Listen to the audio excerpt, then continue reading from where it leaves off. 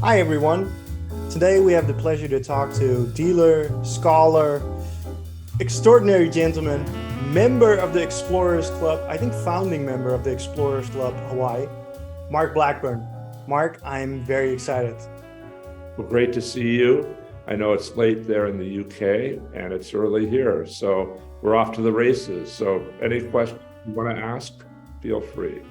Yeah, well, first up, I'm in the Netherlands, but that's close enough time zone. It's afternoon here, so it's good. I prepared some questions. It's gonna be, well, you did so many things, honestly. You're in the coin business, you're in the rug business, you're in the book business, you're in the ethnographical, tribal art, Polynesian art business, uh, even the movie business. And Sure. I prepared some questions, and I think we're just gonna jump into it. Well, to start, could you tell us a little bit about your youth and growing up? How was that like? Well, I had a really unusual youth. I was raised by my grandparents in California, Southern California. Mhm. I didn't complete school, dropped out, and started becoming a coin dealer, right? So I was rather, if I say so myself, a legendary coin dealer. And I started with Jim Halpern and Steve Ivy and Jim Liu. And of course, Halpern and Ivy today own Heritage.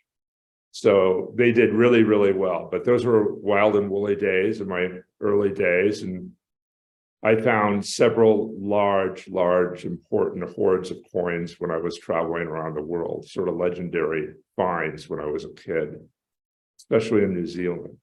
What age are we talking about here? Oh, 16 to 18 years old. And I also own a lot of legendary coins, such as the Idler 1804 silver dollar. So I have a lot of experience in the back. And I don't want to sound patronizing or on an ego trip. Having spent my youth in the coin business and then in the rug business Mhm. and tribal art and everything, it's most of the tribal art business is just pale by comparison, even at the top. What do you So, mean by pale? well, there's a lot of backbiting and, a lot of big egos and stuff involved in it. And there's a lot of skullduggery, and very few dealers are really professional. There are some, and there's a lot of backstabbing, right? Isn't that And just the art market in general, though? I think this is what I feel. Native American art is the number one backstabbing business. Number two would be general tribal, Really? especially, and I'm going to call them out, especially the French. French. And, I'm just sorry, that's just the way it is. And it's rewarding because I'm really a collector at heart. So I can feel that. once I closed down my rug business, which I was involved in 40 years, during the rug business, by the way, is when I amassed my large personal collection. And then I decided to do something. And, I always would buy and sell. I mean, I've had pass from my hands legendary things too in tribal art, such as the Mortlock mask that my friend Udo Horstman has. Yeah. And, that came from me. That was like 20 some odd years ago, found in a warehouse in Boston. So, I've had my hands in a lot of things. And for the record, Ralph Nash, who I had lunch with in the early 1990s, who was legendary, probably the most legendary person I ever met with the greatest taste, said to me at Claridge's, the art's great, but the people suck. Art's And great. so, and he went on to say, there's a different smell in the room at a tribal art sale to a painting sale. And I'll never forget that. But the Well, art, yeah. the art is great, right? But there's very little professionalism in the business. I mean, I could count on one hand the great professional dealers, right? And especially in Africa. But in Polynesian or Oceanic, very few. And don't think I have dear friends that are involved in the business. But I tell you one thing, I would not want to own a gallery in Paris. You Mm, know. yeah. Well, I think it's also a different kind of business compared to paintings, to be honest, because we're dealing with a lot of unknowns, right? Oh, tribal art is totally unknown. I mean, there's scholarship, but people, when it comes to scholarship, they think everything's supposed to be cookie cutter, right? And that's saying that, nothing can deviate from this known type, which is crazy because they're individual artistic pieces. Yeah, there's some very wicked variation in pieces I've seen that have provenances going, like museum type provenance going back to like the 18th century. There's some miniature clubs in the collection of the Dutch World Museum that are souvenirs, but they're collected in the 18th century. So Well, that's true. And you know what? What really irritates me, and I'll give you a disclaimer, is my son is indigenous, he's Tahitian, so I'm very pro-indigenous people, but obviously, there's this mindset that tribal people, right, did not have the ability to recognize a market.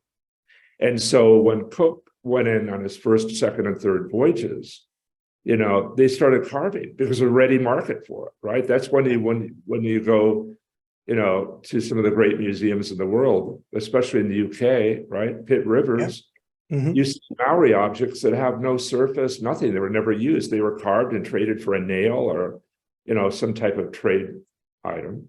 Yeah, because it was iron and cloth, right? Iron and cloth was in Great Demand red cloth and iron, especially early on.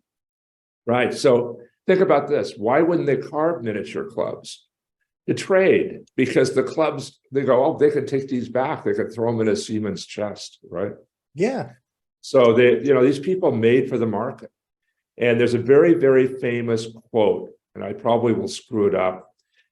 When Kamehameha II went to the England, right, with his wife, an entourage, they contracted measles, and they both died, and the bodies were returned by the blonde with the Bloxham brothers, right? And there's a really terrific quote in the Bloxham brothers where they say, just like the antique fakers of Rome, the Hawaiians or the natives are busily carving for our market. Wow. So, that's why, like in Hawaiian material, you can have something that was collected on the blonde, but it's just a curio. What year was that?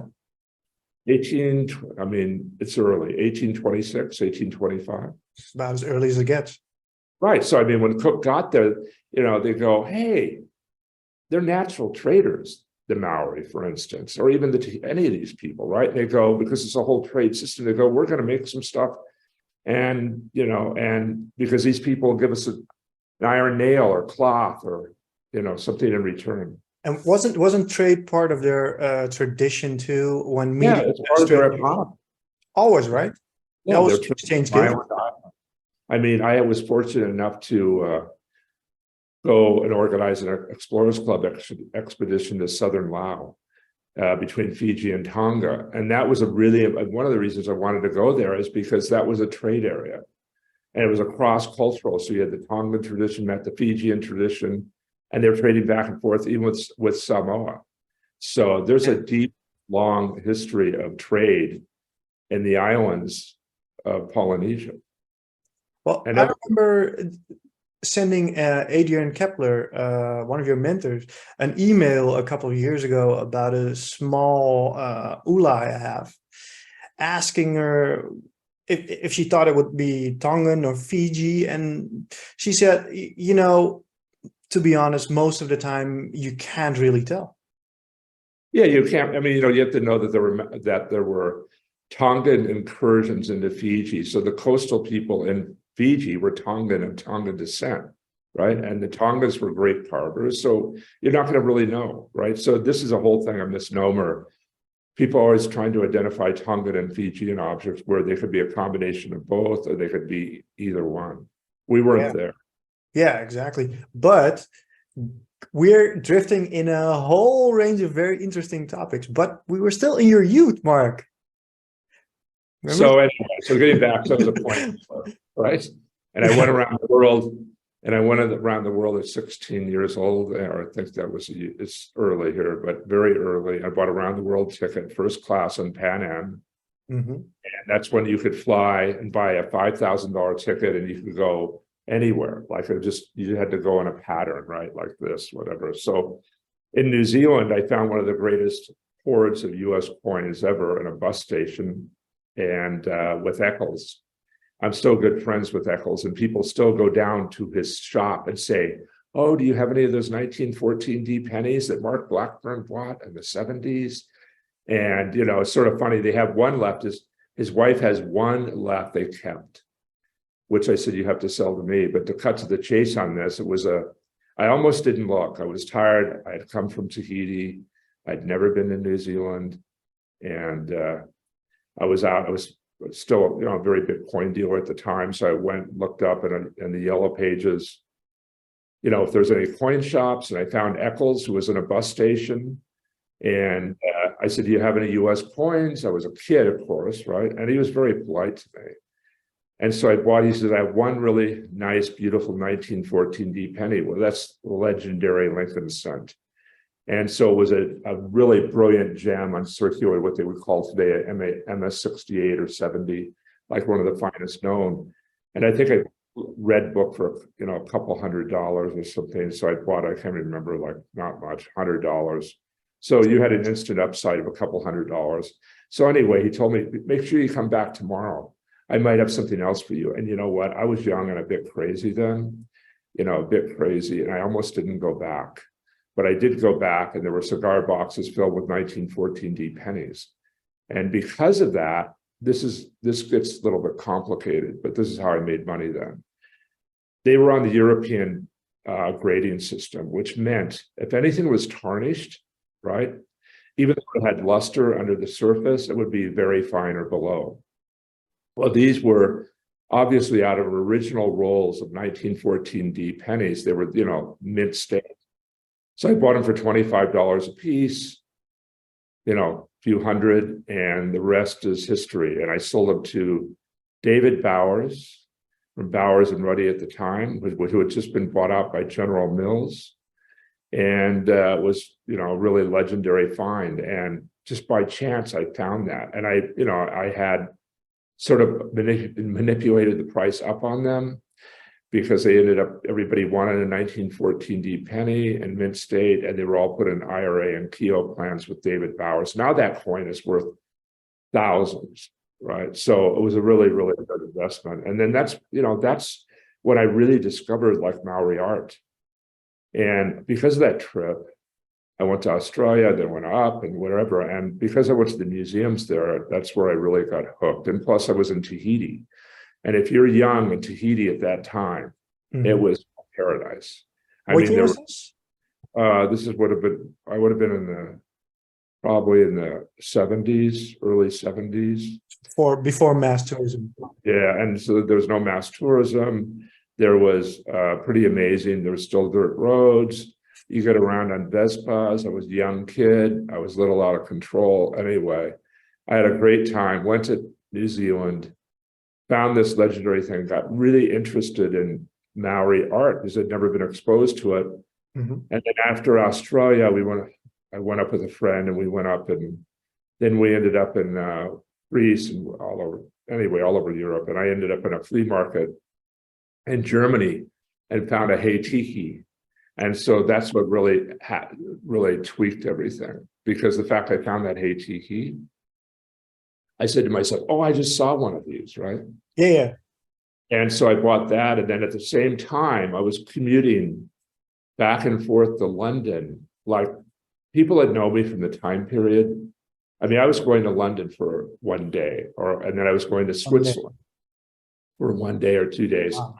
I was constantly traveling, and it was all about the coin business. And then I found in Switzerland that the Swiss banks had never, ever, ever numismatically searched their gold coins. So that was super legendary to find that. And then I would buy, like, I go to the Olympia Fair, or there's a place at 123 New Bond Street. I still remember it. TD Puttock. And sometimes I go 5 times a month, fly in just for the day, just go see him. From America. Yeah. And because the fact they were still on the European grading system. So if you could buy a coin that was very fine, there's a good chance it was mint state. And there was a huge swing in price. Of course, now today, it's totally ruined. Yeah. I mean, because everything is slabbed. So it's put in plastic and braided. And now the big deal is on coins. You find, quote, undergraded coins and slabs, bust the slabs, resubmit them, right? But the best thing I had going when I was in the coin business, which people really don't think about, I had really good eyes because I was young. And so I would go, like, I'd fly from Seattle to Minneapolis to New York City to Oklahoma City, all in one weekend, and go to coin shows. And I'd go in and buy, and then I'd maybe sell at the same show. Then I'd get on a plane because there was no security. I mean, it was so easy to fly then. Like taking a bus or something. Yeah, it was crazy. But anyway, so the coin business was good. And then I got into the rug business. And the rug business, I spent 40 years. And that's, a really rough and tumble business. Wrote a book on Oriental rugs. I was a huge rug dealer. I got out a number of years ago because it's generational. And that's what I worry about tribal art, is that the new people do not want handmade Oriental rugs. But I traveled, of course, to conflict zones, got to see a lot of the world, saw 9/11 coming ahead of time. I, realized that radical fundamental Islam was going to be a threat. So, and it was just sort of saw this whole thing happen in front of my eyes. And so I stayed in the business for a long time, had a really successful operation based in Pennsylvania. So, okay. And then I closed that down and sold the assets and things. Okay, but going back to coins a little bit, what changed today compared to when you were dealing? Because obviously you were flying around the world, so you probably had this strong dollar that was probably a lot stronger. Flying was probably a lot more affordable. $5,000 for Pan Am first class around the world. But in those days, people say, like, how'd you pay people? And so it was really interesting. So you would take you go to American, I had it set up with American Express, so you'd have letters of credit. So people say to me, like, how'd you pay Eccles in New Zealand? So what I would do is I go to the American Express office, and there was a sheet, and it was like a ledger, and say this ledger is for $25,000. So I could sign off and go to Amex and get $10,000. So that was a big deal. So I could travel with a letter of credit, and that I could go to Amex and I could actually cash in. But another thing that's really changed, two things, it's changed everything, especially tribal art, is that in the coin business, when the internet came, everybody's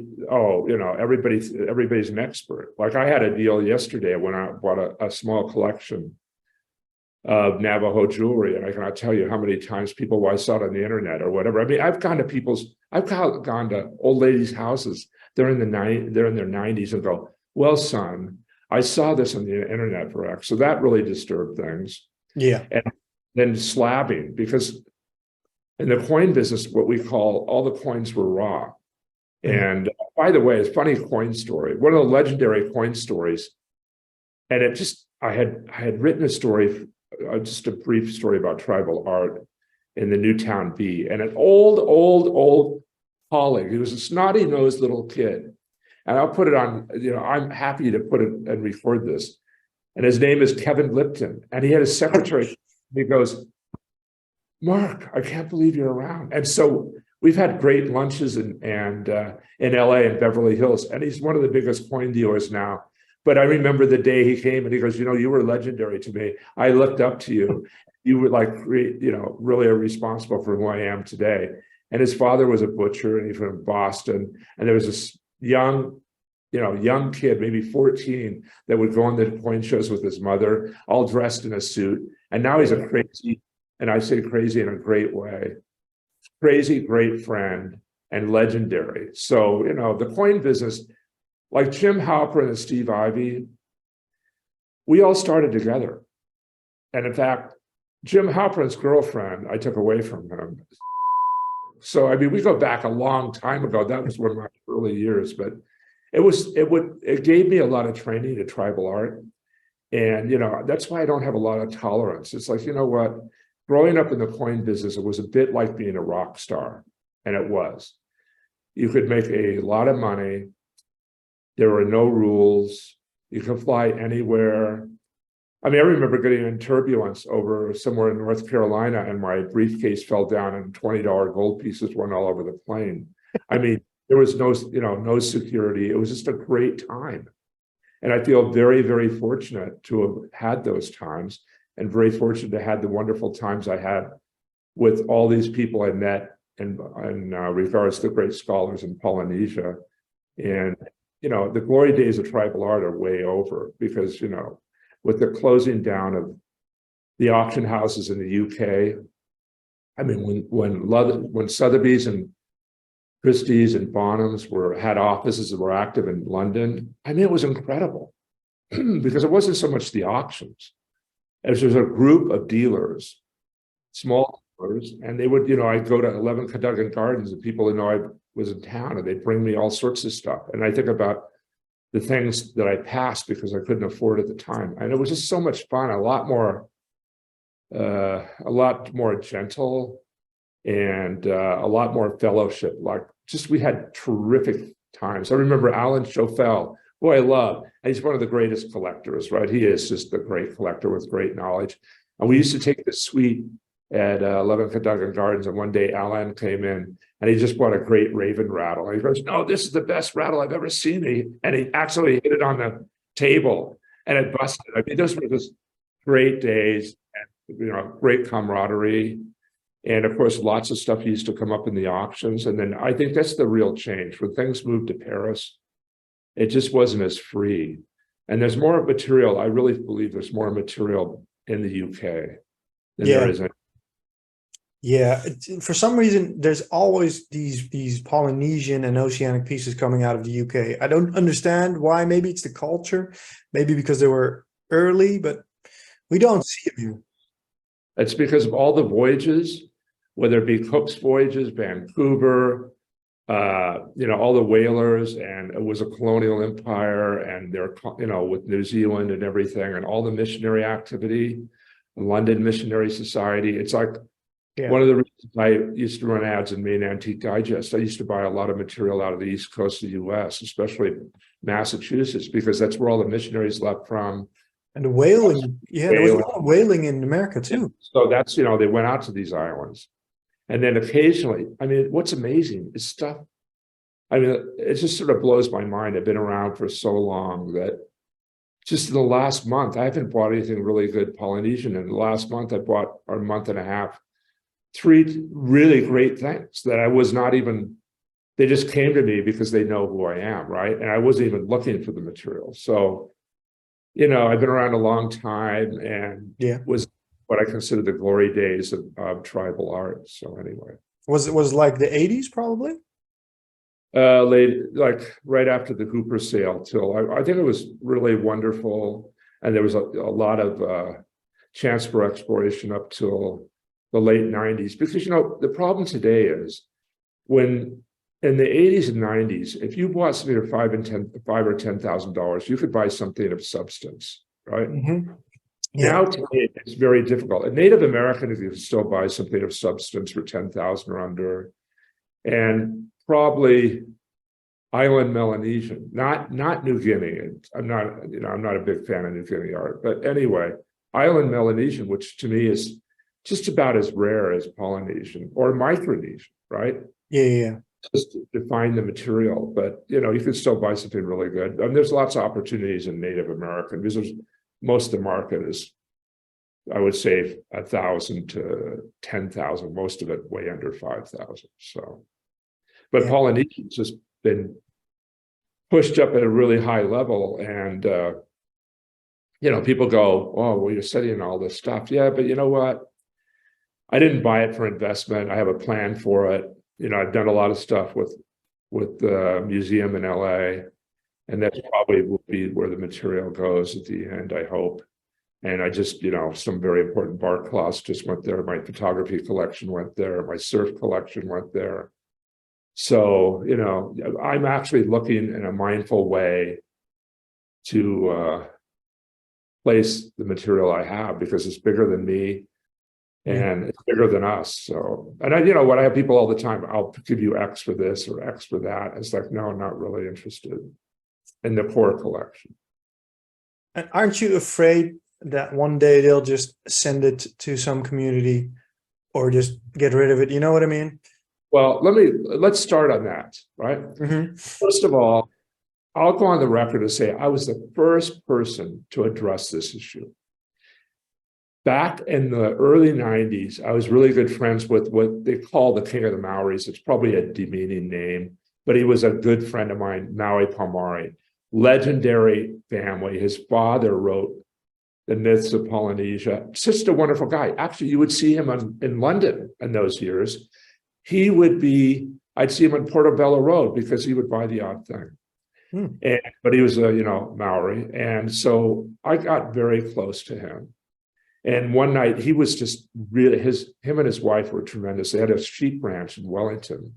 And I was, really honored to go to dinner several times at his place. And he was like an English 18th century gentleman, fine silver, the whole thing.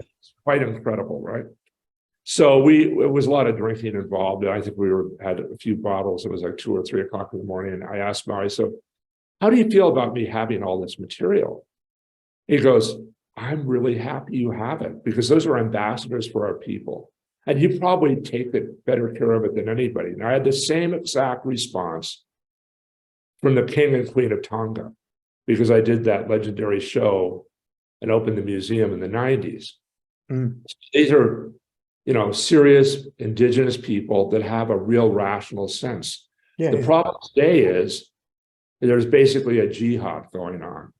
And you know what? And a lot of it involves the woke culture. I don't care, people can slam me on the internet or whatever. No, I agree. No, I'm saying a lot of wokeness involved here. And there's no bigger advocate than me. I mean, I'm still president of Atata Foundation.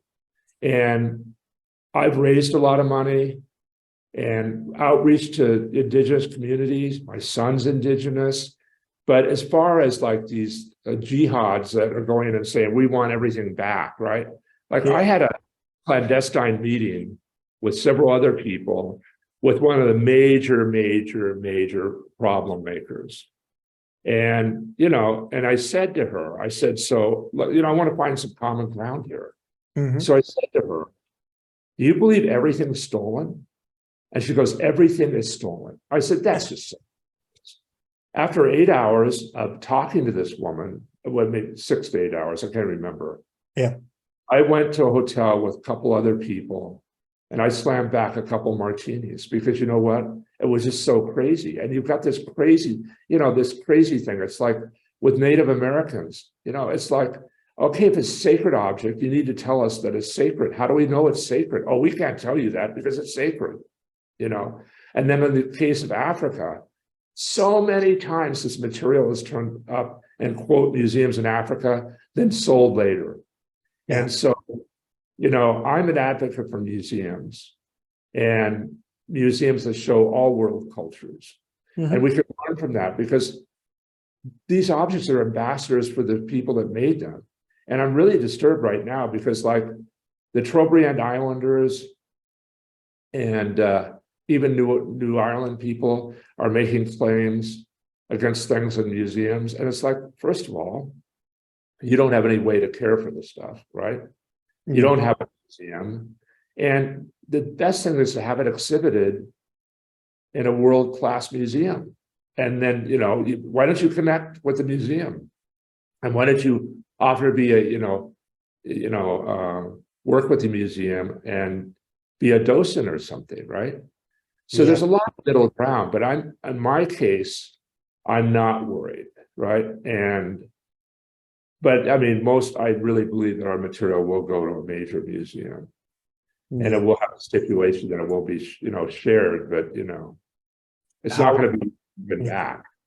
Well, my opinion about that topic is that I think it's very degrading for people these days to say, no, everything was stolen.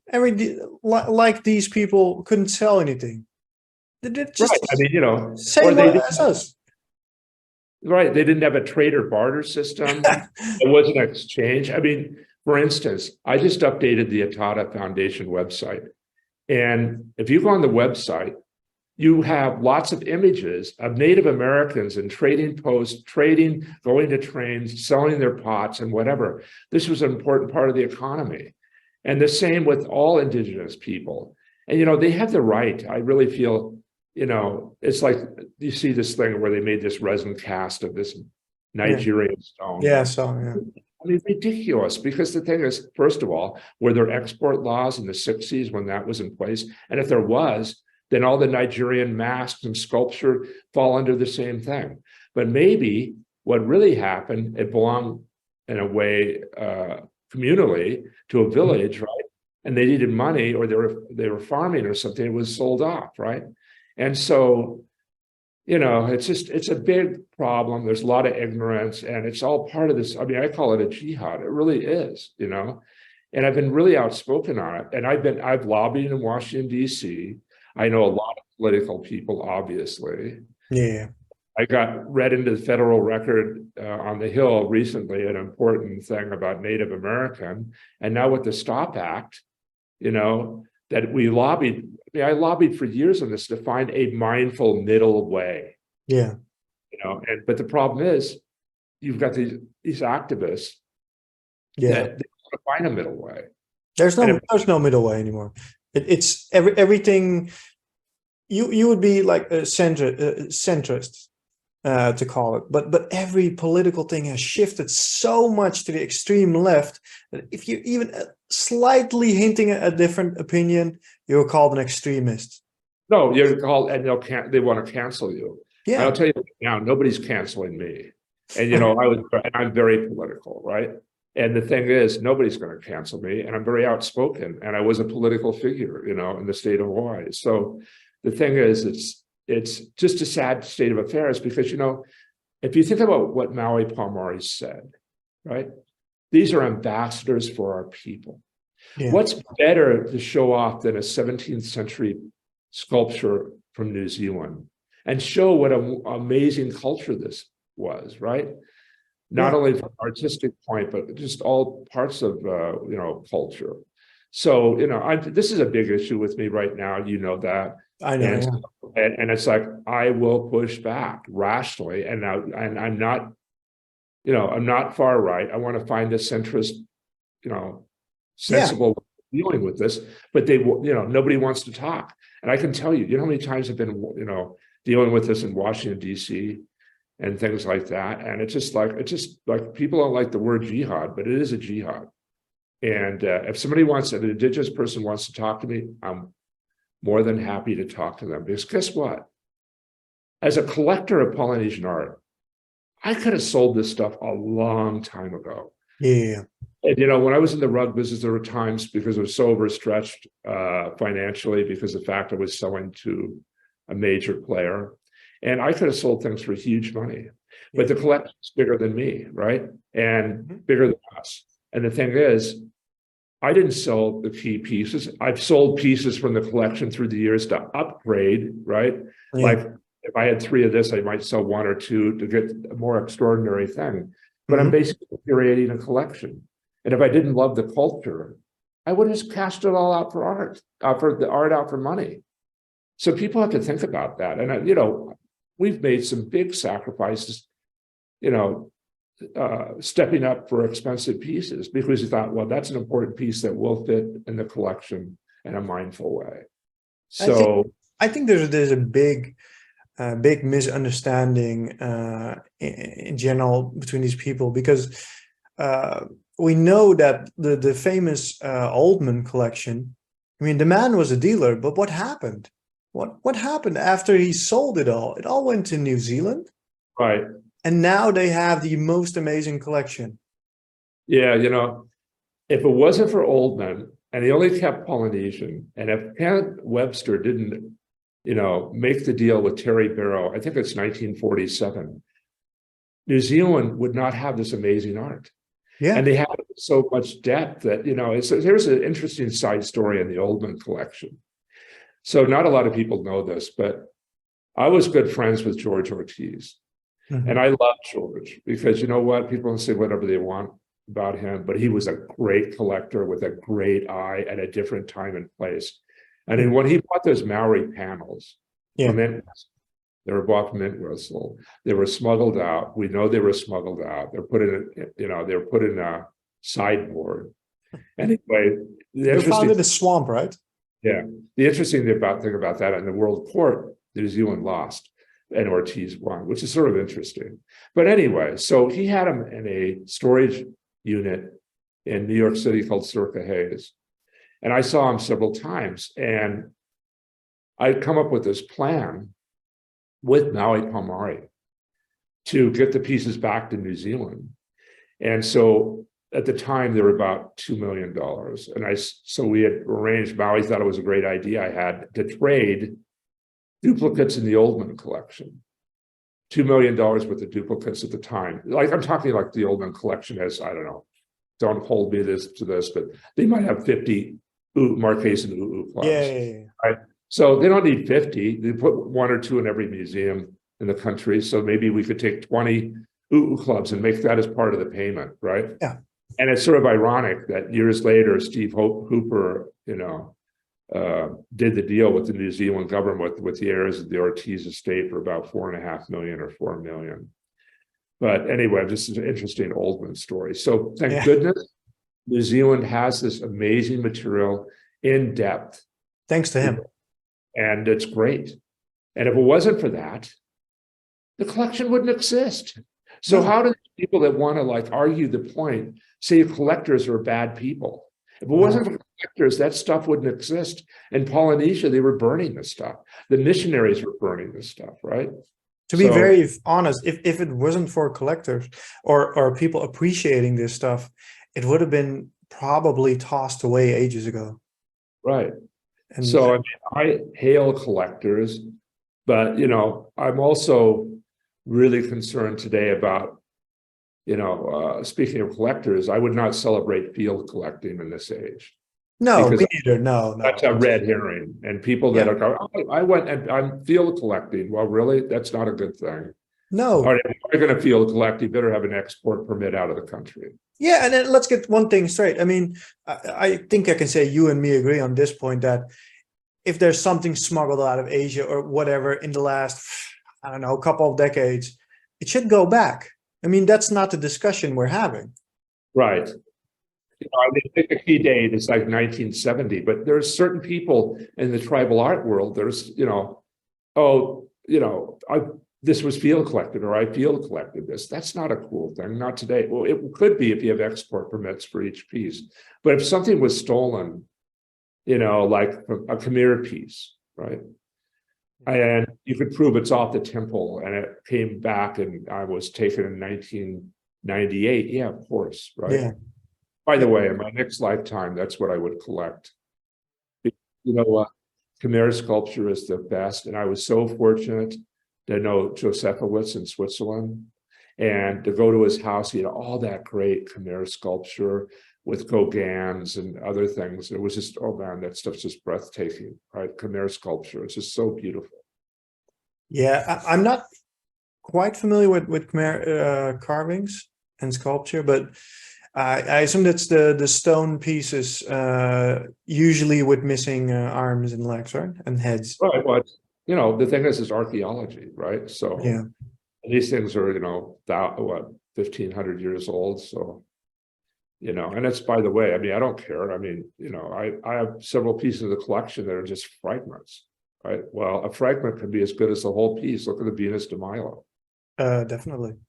Yeah. And talking about going back to, because we are drifting. I made this whole structure, but this is actually more fun talking about it. You mentioned it before. You were into the rug business, and the rug business has obviously changed.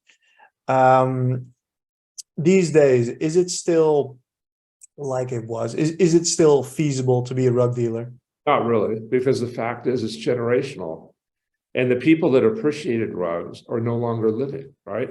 Yeah. And because, Edgar Allan Poe was the one that said the soul of the apartment is the carpet, right? So it was commonplace to have Oriental rugs in your house. Now, even if it is an Oriental rug, you'd never recognize it. It's some crazy modern minimalist design, right? And once, I was involved in the Tibetan rug business really early on.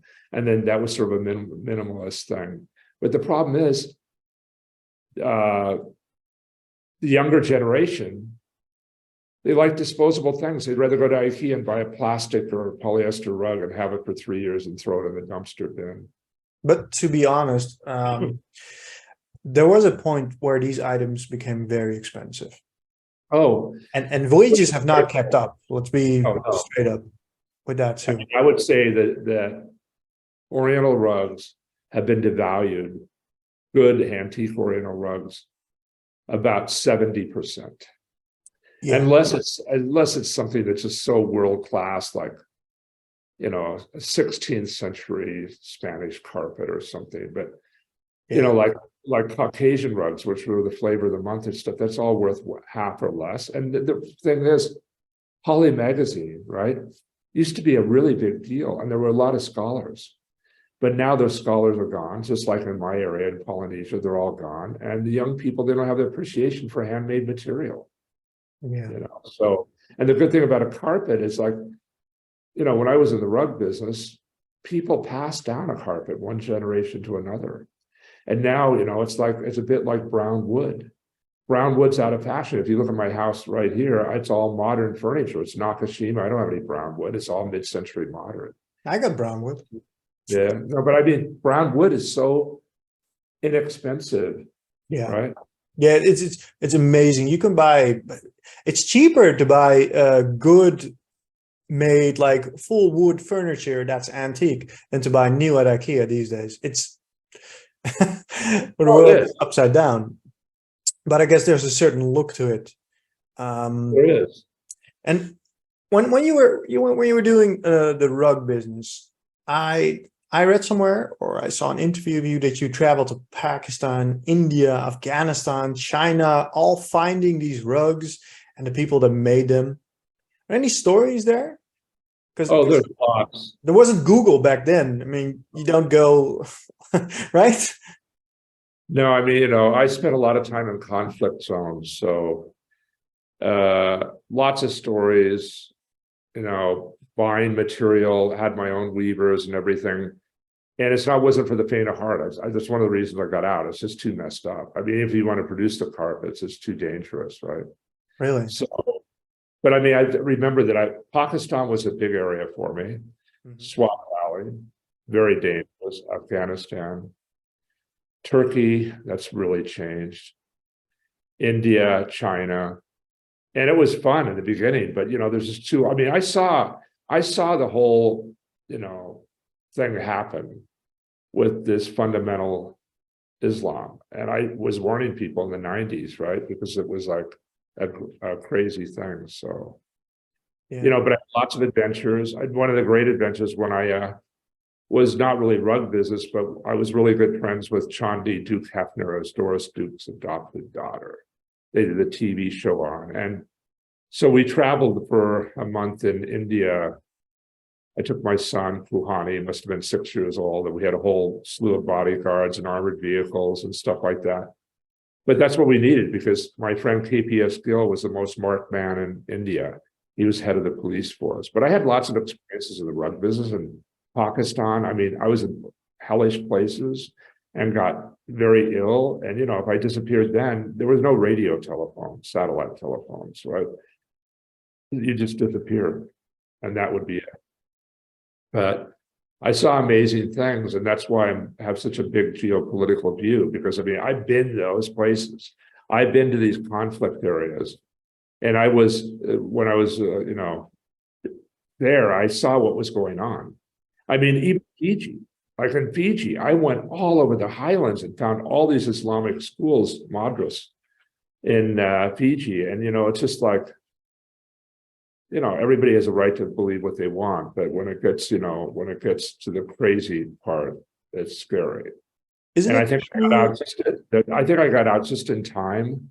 And Pakistan is, of course, very dangerous. Afghanistan, you could maybe still get in there, but I wouldn't, right? China's China, India's India, but Pakistan and Afghanistan were extremely, extremely dangerous. So the rug business has changed. How would you compare the rug business to the tribal art business? Well, there's a lot of comparisons because it's generational.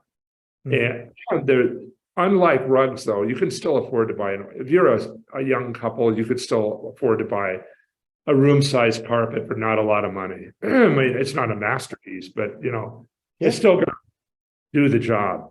In tribal art, the problem is that it's generational. It's moved to a trophy level. There's no young people coming in behind us. There are young people, and especially in France, but everything's so expensive today in all areas of, tribal, except for Native American. I mean, you could buy wonderful objects for under $10,000 or $5,000 or even $1,000. We don't see a lot of Native American material here, actually. Well, I know, but there's a lot. I mean, there's a lot in the US, but I'm just saying you have an entry level place in the Native American market. In Africa, there's so much fake material. In New Guinea, there's so much fake material. Indonesian, there's so much fake material. Those areas especially, that's also got a huge, way of devaluating the market. And people buy a fake and they get burned and then they don't come back and collect anymore. And there's a lot of, also this pertains to the rug business. There is a lot more academic mindfulness in rugs, like tribal. I'm not going to say who, but somebody told me, very famous person said, I don't care about the culture. I know great art when I see it. Well, that's sort of stupid, right? And so if you want to collect today, it's a difficult area because there's so many fakes. There's so much nonsense that goes on. The best thing to do is I would tell a young collector, look, the art's great. Just go to museums, read a lot of books, see if you can talk to some academics that specialize in that area, shop around.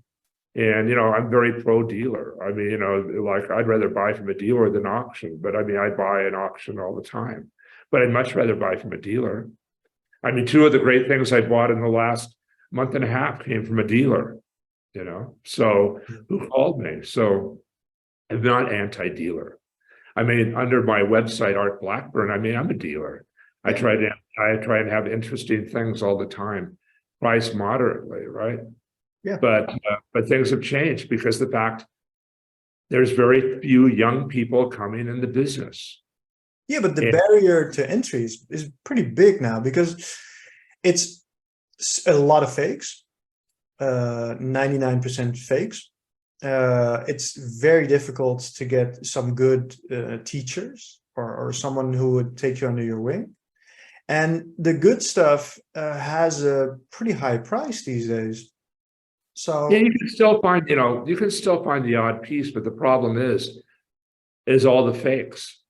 And you know what? I'm not going to name names, but there's several, people that, I mean, there's a lot of fakes, right?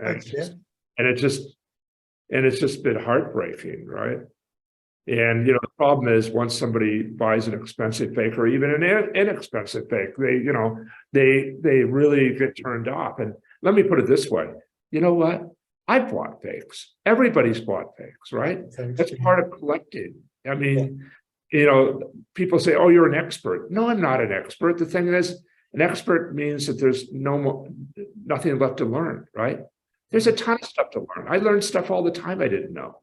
Or I'll go to a museum, I'll go, wow, I didn't know that. Or I read it, I have a huge library, thousands of books on the Pacific, and I'll go through something and I'll go, wow, I learned that. So there's no young people, that's why it's changed. Lack of material, the fellowship, the general camaraderie in the business has changed, right? And it was a good old time. I mean, it was just great times. All these household names, we'd all go out to dinner in London and all hang out. What'd you find? What'd you find? It's like we had great dinners and, great drinking escapades and stuff. And there was just so much fun because, I mean, there's only a few great collectors with knowledge left, right? And but not only knowledge, also money, because you need money. Yeah, well, today, I mean, most of the collectors that I know that have major things bought it in the glory days in the 80s or 90s, right? So now it's like everybody's in this trophy crossover world, they want to take an African sculpture and put it next to a Rothko, because in reality, even the best African sculpture, the best Fang head is a sales tax on a Rothko. Yeah. And so they're trying, all the auction houses trying to do a big crossover, attract clients, right? Yeah. But there's not a lot of scholarship out there. No, and I even think that in museums, the scholarship has gone way down. Way down, but a lot of people have checked out. Yeah. But I mean, we don't have, like, Adrian Kepler's passed, the greatest mind in the Pacific, Roger Nietzsche, David Simmons, all these people are my friends, right? Mm-hmm.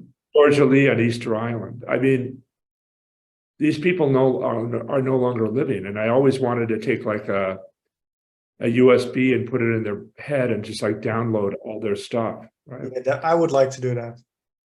There's a lot There's of not a lot of, there's still some in Europe. I mean, the greatest scholar we have living right now, and I consider a friend, is in the Pacific, is Steve Hooper, but that's mainly on Polynesia, right? Yeah. So.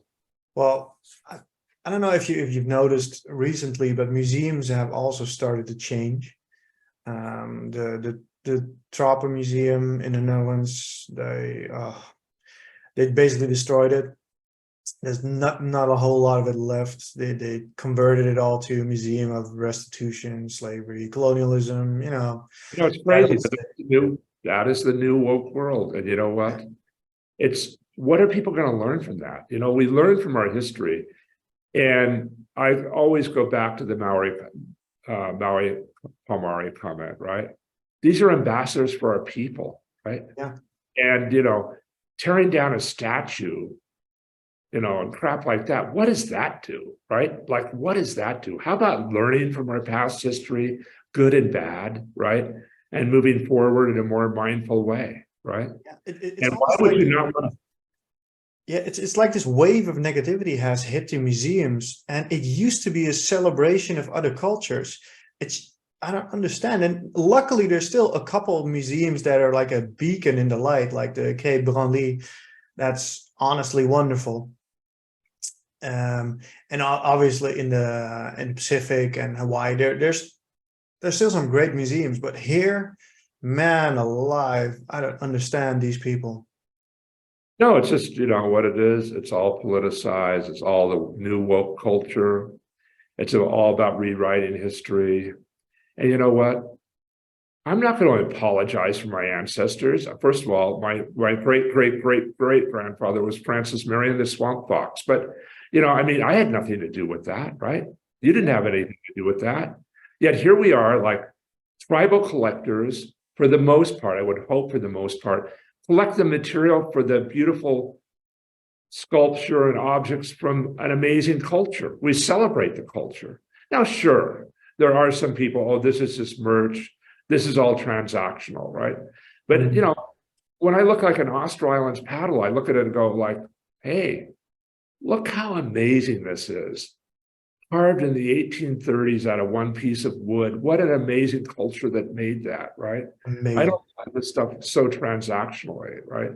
But what do you think about the Austro Island paddles? Well, now that we're on the subject, you consider them trade pieces, obviously, but I've seen some paddles that are not as decorated as the most you've seen. Well, if you look at my book, and it's not because I own it, so let me make that disclaimer. I'm just stating fact.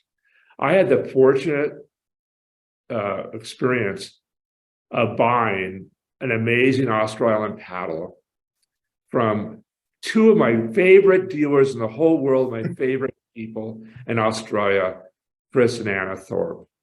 In fact, I just saw them, I don't know, 6 months ago, anyway, when I was in Australia. They found that in the UK. It's almost uncarved. The top has a fly whisk handle on it, and then it has sort of an odd triangular design on the bottom.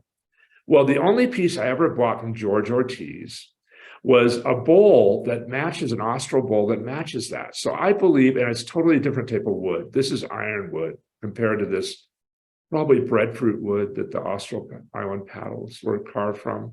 Mhm. So I think that's a real paddle, and I think it's a real ceremonial thing. Again, these are smart people. All Yeah. the whalers started showing up. They go, hey, we have nothing to trade. We can trade our pigs and our fruit and whatever and take it out to our ships. But because the sailors and the whalers and the explorers had a fancy for objects, right?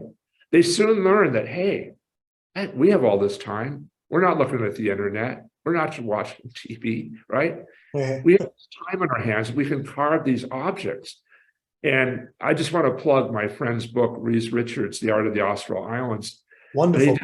he did a whole study on it. I think they're obviously early trade items, Yeah. and they're magnificent. And some are much more elaborate than others. And if you look at, like, I've always wanted an Austral Islands drum, those beautiful tall drums.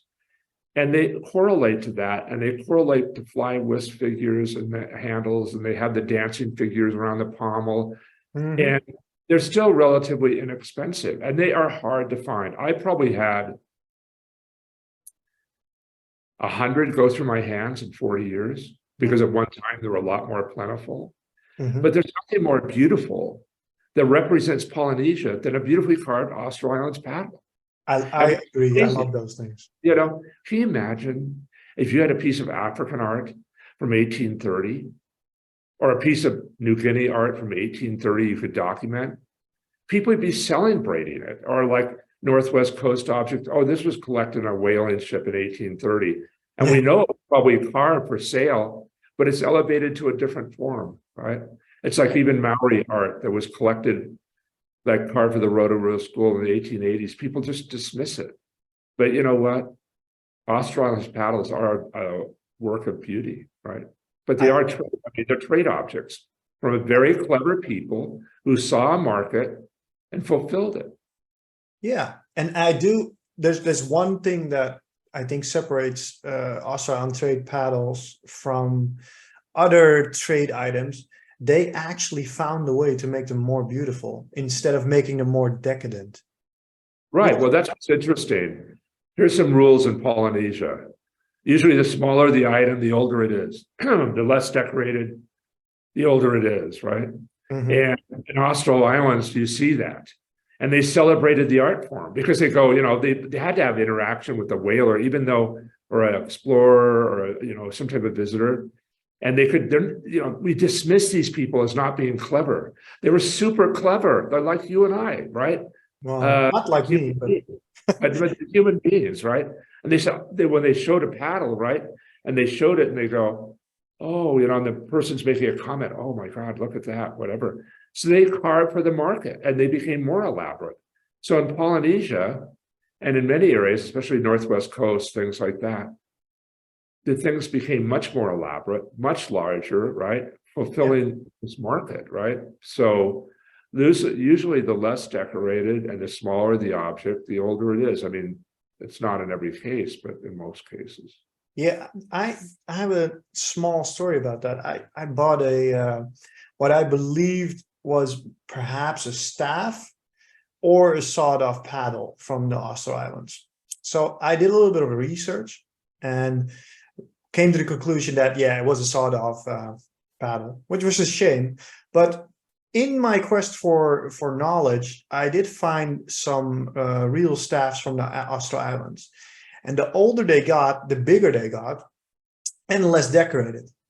So they have the same pommel as the paddles, but they have maybe 2 bands of decoration, and that would be it. And there are, I think in the Oldman collection had 2 or 3, I think, and the other one is in the British Museum. But those were used. I mean, yeah. Many of those were carved for sale. Those were used by priests or chiefs, right? Yeah. And so that totally makes sense. And browner wood. Do you know what the lighter color used kind of look? The Austral Islands all have that shiny, you know what I mean, right? That Ironwood.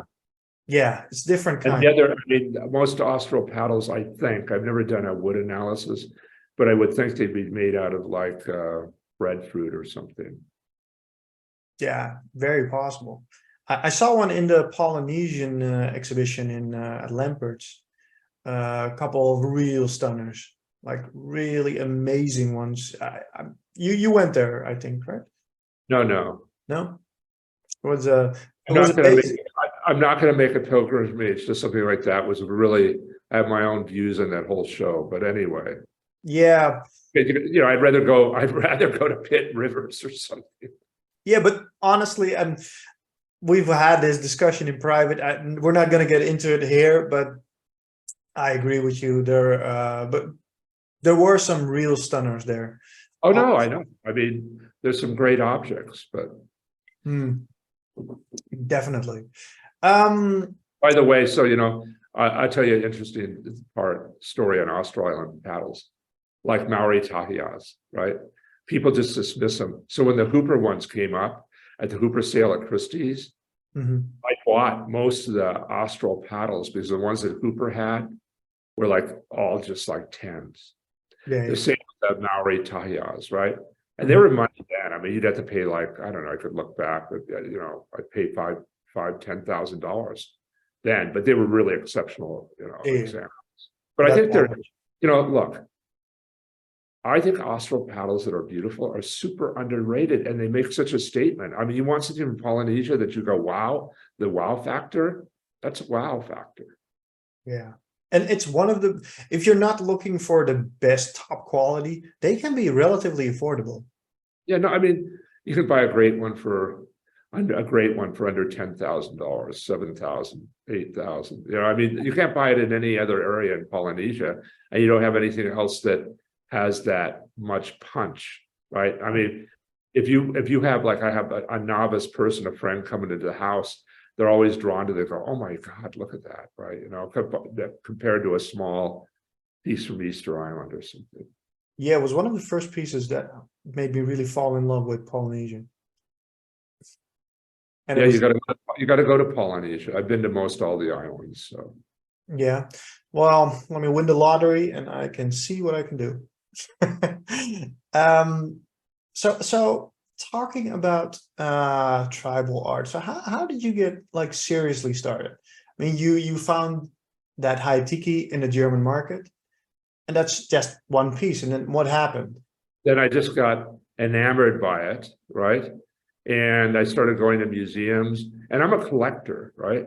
Yeah. I was a coin dealer. I mean, I still collect really pretty serious coins today in my own collection. But the thing is, I was just astounded by the beauty, the culture. I spent so much time there. Now, this is a really crazy thing. People will go, wow, that's a bit crazy. But you know what? It had a lot of influence on me. And when I went to my first trip to Hawaii, was like I just fell in love with Hawaii. Was Hawaii 5-0, and the old Hawaii 5-0 episodes. And I knew Jack Lord, and I handled a lot of the stuff out of his estate. And it's just sort of this 18th century vision, Rousseau vision of paradise. And then I was enamored by the cultures. I was enamored by the art. And I just started a really modest way of collecting. And then it became sort of obsessive. And I had the funds in the rug business. I had a really active business. So I just started buying a lot of material. Mhm. And I had no background in it, right? But I was fortunate enough to be so type A personality that I would knock on people's doors. So I knocked on Joseph Campbell's door. He took me under his wing. Ben Danielson. I went down and searched him out in Tahiti, or like Nietzsche or Dave Simmons. Dave Simmons, a very close friend. I mean, Terrence Barrow was like a father figure to me. And Adrian Kepler was like my Hanai mother, even though, this is interesting. Terrence Barrow wrote the Polynesian book, and I showed it to Adrian. And Adrian said, this is a lot of rubbish. I'm going to write the book instead. So there was that Really? sort of between Barrow and Adrian. But the thing is, I was so fortunate, and because of my personality, to reach out and just have no boundaries, right? So all these people became very close friends. And I showed up at a lot of people's doors, eager to learn. Mhm. And one of the greatest experiences I ever had was in Tahiti. So you can imagine Ben Danielson lived in Punavia. And so I had lunch with Maria Therese, made this Tahitian lunch, and you could look out towards the island of Moorea. It was right on the water. It was magical. So I had Thor Heyerdahl, Ben Danielson, so two members of the Kon-Tiki expedition, Yeah. Terry Barrow, and myself. And I just let them talk about the old days, right? And it's incredible. So I've had all these amazing experiences. And I've tried to relay that to people today, or taken the knowledge I've learned. And but there's always more to learn. All these people, so-called, the French system, an expert, really?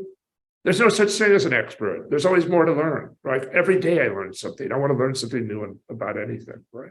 Everything. Of course, yeah. But And you can always, and listen to this, you can always, always, always make a mistake. The difference is when it's done intentionally, right?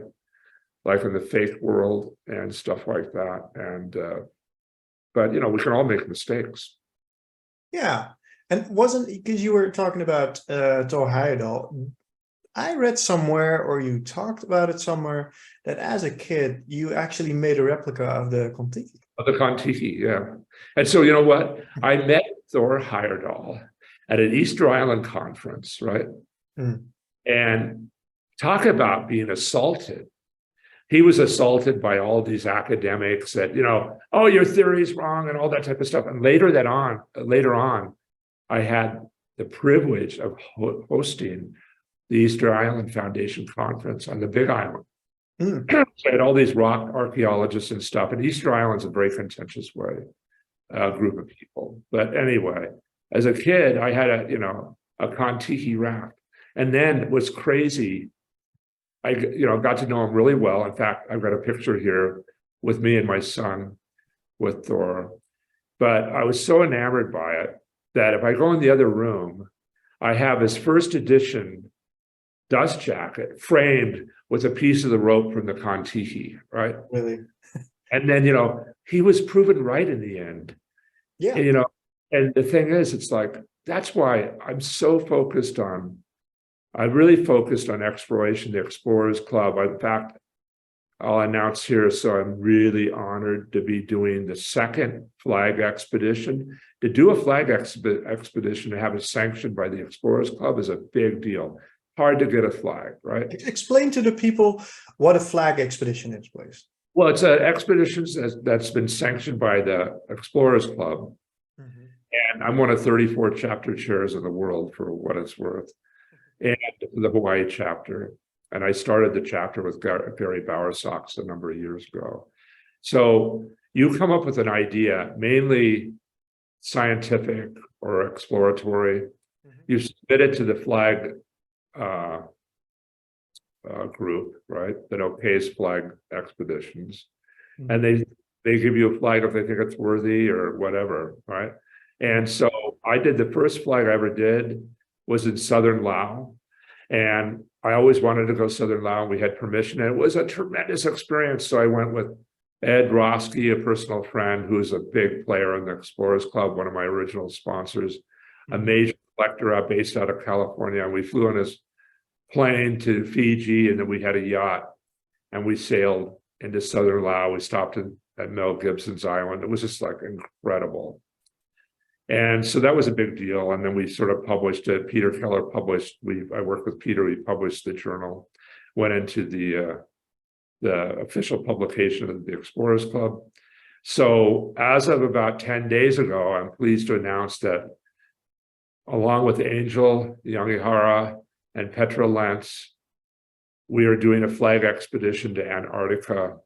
Really? In February, March, and we're going to do studies on plankton and how it relates to global warming.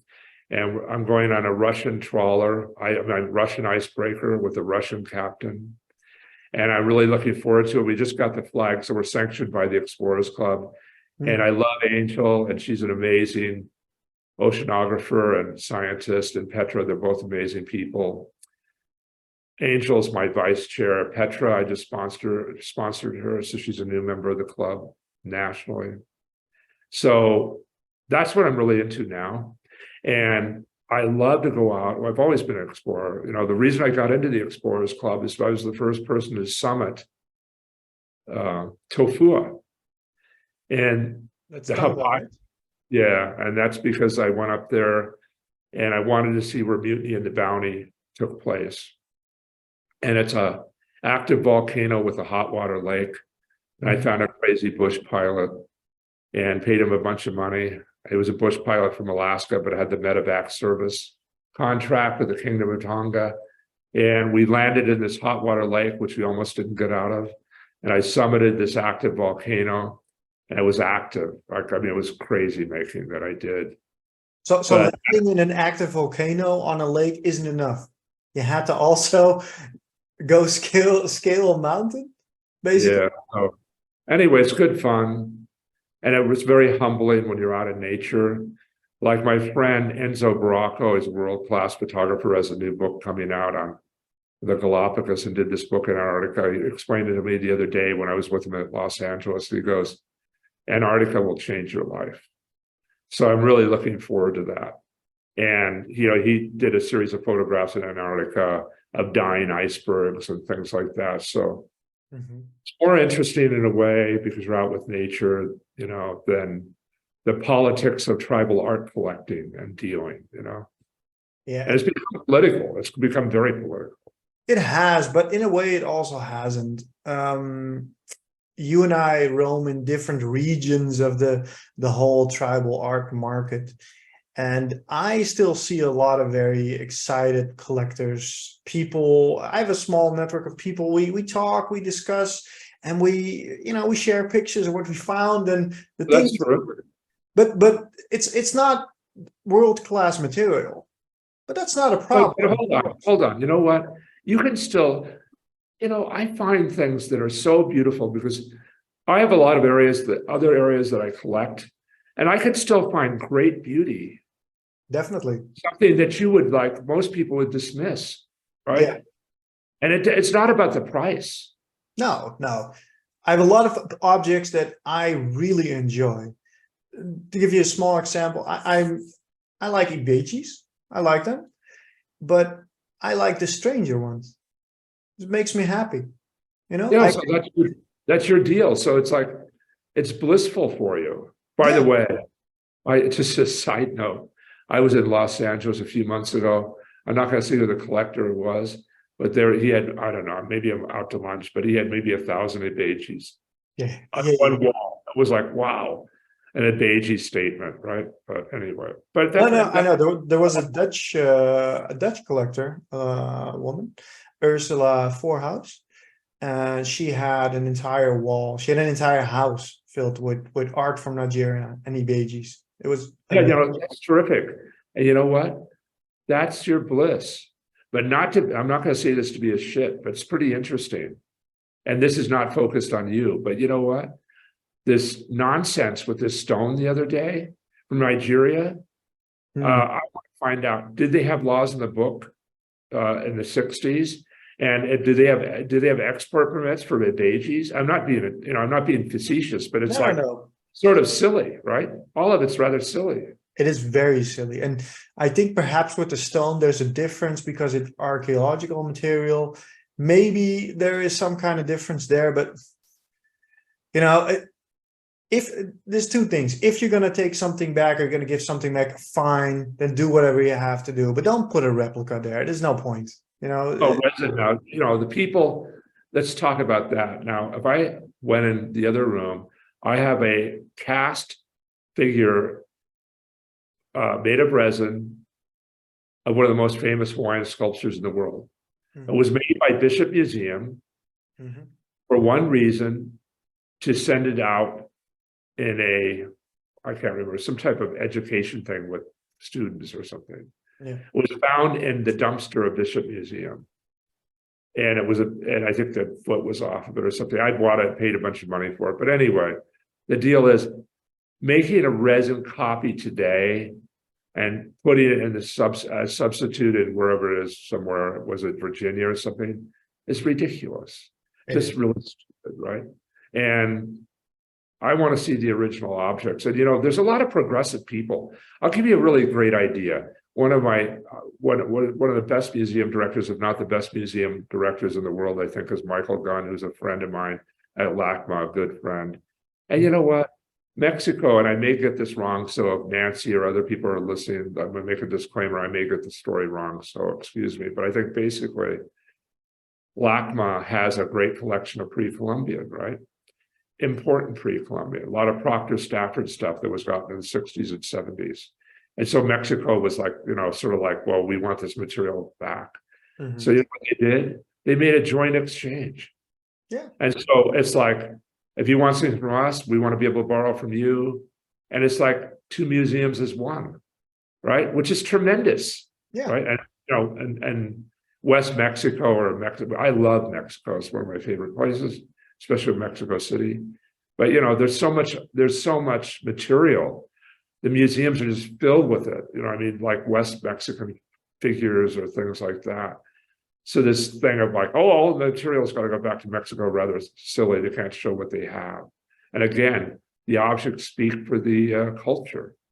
Yeah. And it shows what a great advanced culture it was. So I always refer back to the Maui Palmari comment. Yeah, I agree with you. And getting back to the Explorers Club, I wanted to add a small thing because I watched a video of you holding an introduction for your members, and they were showing small clips of their history. Right. It feels like it's an action movie with unbelievable characters. It doesn't feel real. These people, there's like this marine biologist that goes out to there's this gem collector, and he has like these clips of him in it doesn't feel real, these people, but there they are in the Explorers. We're all unreal. We're all everybody that's everybody that's in the Explorers Club is just touched by the environment around them. And by the way, the greatest party on the planet, greatest party, is the Explorers Club annual dinner in New York. Now that's a party. Yeah. Over 1,000 people, lots of big egos, from Elon Musk to Jeff Bezos to all the astronauts to all the scientists, oceanographers, James Cameron. These are all explorers, right? And we all come together to celebrate the planet. And so it's just, I've been very fortunate that I've been able to travel so much and go out to all the islands in Polynesia early. And it's still like, I'm really excited, trying to get into super shape for the Antarctic expedition. Mm. Because it will be, it's going to be a serious thing. And it's like, Yeah, so much fun. And I'm looking forward to it. I can imagine. And I mean, you should be very cautious because it's like a place where you can die. If something goes wrong, you can die easily because the danger is very real there. Diving in dry suits and snorkeling and things like that. It's you got to be very cautious. Is there going to be an interview or a clip when you get done? Oh yeah, we're going to do something. Yeah, we'll film. Yeah. It's just I mean, I'm not a scientist, so I'm really fortunate to have the other two scientists with me, and so I'll be the one, just recording it and hanging there and watching what they do in awe. Yeah, well, that's good, right? And you know what? Once that's ready, I'll add it to the comments below so people can watch it after that's ready. Because maybe they'll watch it in 2 years. Who knows? It'll be fun. Yeah. And now let's do some obligatory questions that you've heard a million times, but I can't be really doing my job if I don't ask them. So what was your most memorable or exciting find in the tribal art space? The Cook Tongan Club, because when I bought it in the 80s, 1986. It was rejected from the Masco collection. Originally, Wayne had bought it from Christie's, and it was a lot of money. And in 1986, I remember coming home, and Carolyn said, "How much do you pay for that? That's a bit crazy." And it was an exceptional club, and then it was rejected by Masco, by Manoogian, as too expensive. So I think I paid $16,500 for this club, and it was like when clubs were 5,000 or 3,000. So it was a lot of fun. Right? And then about a year later, I'm sitting in my chair, and guess what? I open up the Sarah Stone watercolor book published by Bishop Museum, and there's the club.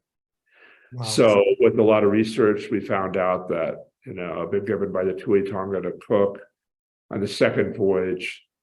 So I've had a lot of things like that. I mean, I knew it was an exceptional thing when I bought it, like exceptional.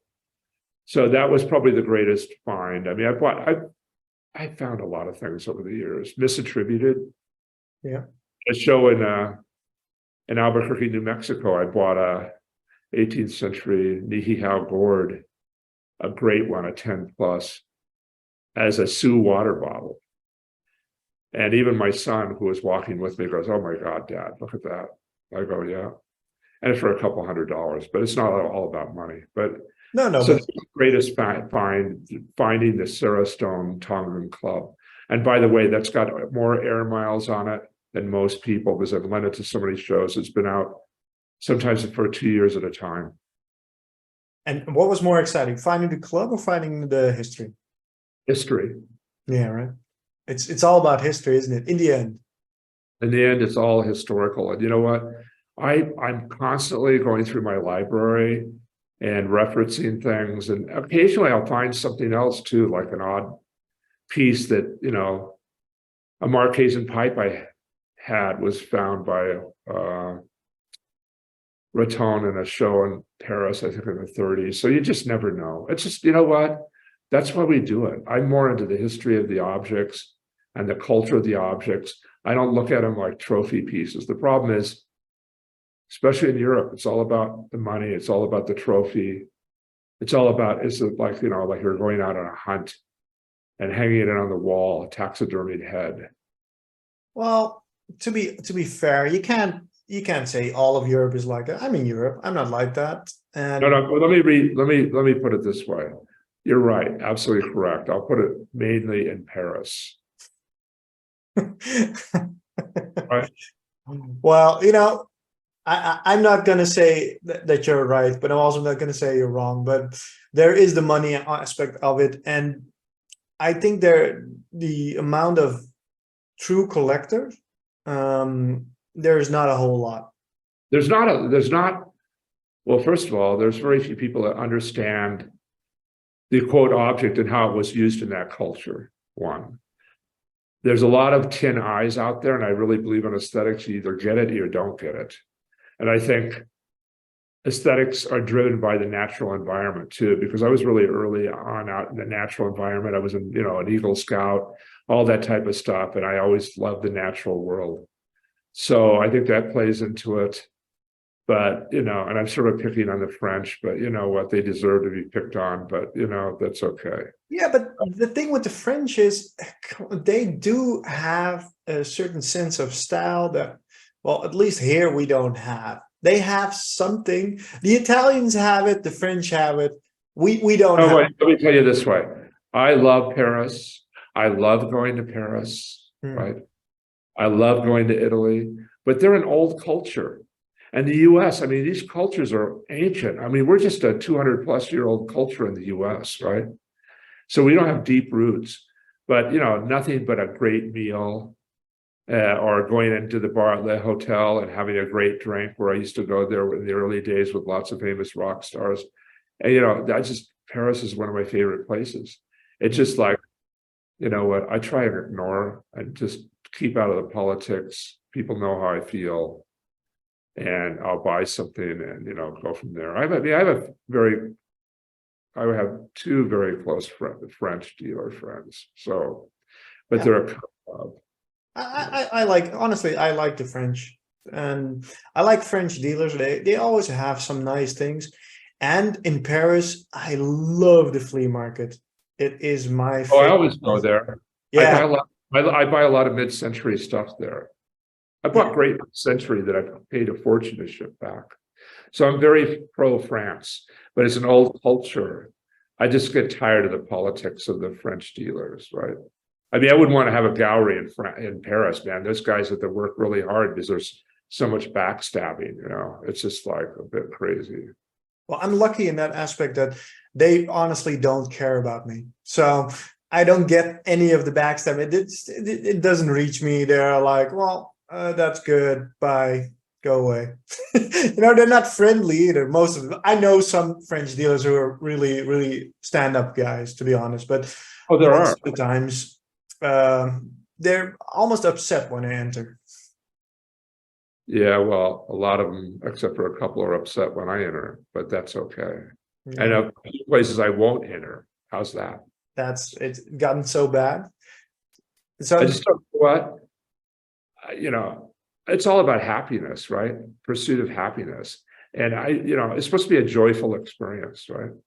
yeah. And, you know, I was really very close to John Freedy.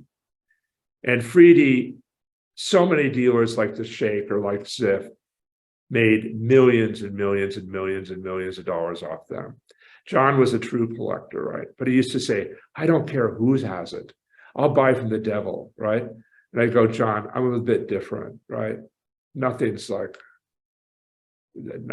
important, but it's sad what happened to him. But you know, speaking of Freedy, that shows you how twisted the market is. Many unnamed dealers made fortunes off Freedy and never supported the market back, never bought pieces back when they needed money, you know, even at a reduced price. Because most Did they overcharge him? Oh, When way overcharged, stupidly overcharged. You know, things being sold for $350,000 are worth $35,000. So, but a lot of it's like the Sheikh, but you know, the Sheikh and John had amazing eyes. They were true collectors, right? Yeah. And you won't find anything in the collections that's not sort of beautiful or unusual or has some special element to it, right? Definitely. And I've heard stories about, can't disclose where I heard it, but about the Sheikh, that people were charging him extra too, and he would just sometimes not pay the full amount because he knew it was so ridiculous. No, I mean, there's a Can't little, confirm it, but that's what I heard. you know what? There's a trail of destruction. He didn't pay a lot of people, but you know what? On a Sheikh thing, there was a Maori stern that I first saw in London in the 90s. It came up twice. I was the underbidder. And guess what? He bought it. And I love Jean Baptiste in Paris. And you know what? It was when he was handling a bunch of stuff for some of the Sheikh's wives, there it was. And I bought it in Paris, been trying to chase the piece for 30 years or whatever. So anyway, but he had you know what? People can say what they want about the Sheikh because I used to compete against him in ancient coins. And he had an amazing eye for ancient coins because he was one of the first like me that look at ancient Greek coins, not as rare objects, but as miniature sculptures. And he upended the market. But the problem is he didn't pay. It's like, you know, his fishhook escapade. He had bought all those fishhooks from Dunbar and New Zealand, and they were never paid for, right? So, the auction house, Dunbar Sloan. Yeah. So he was interesting. We always get these interesting characters every once in a while. I think there's probably one real one alive right now that's got one or two that have a ton of money and people are chasing and they're just doing this, you know, they're doing this Sheikh John thing, but whatever. Yeah, you know, I guess when there's a lot of money involved, you always get the same outcome. I mean, I'm not, you know, it's difficult when people tell me that, you know, I didn't pay because it cost too much.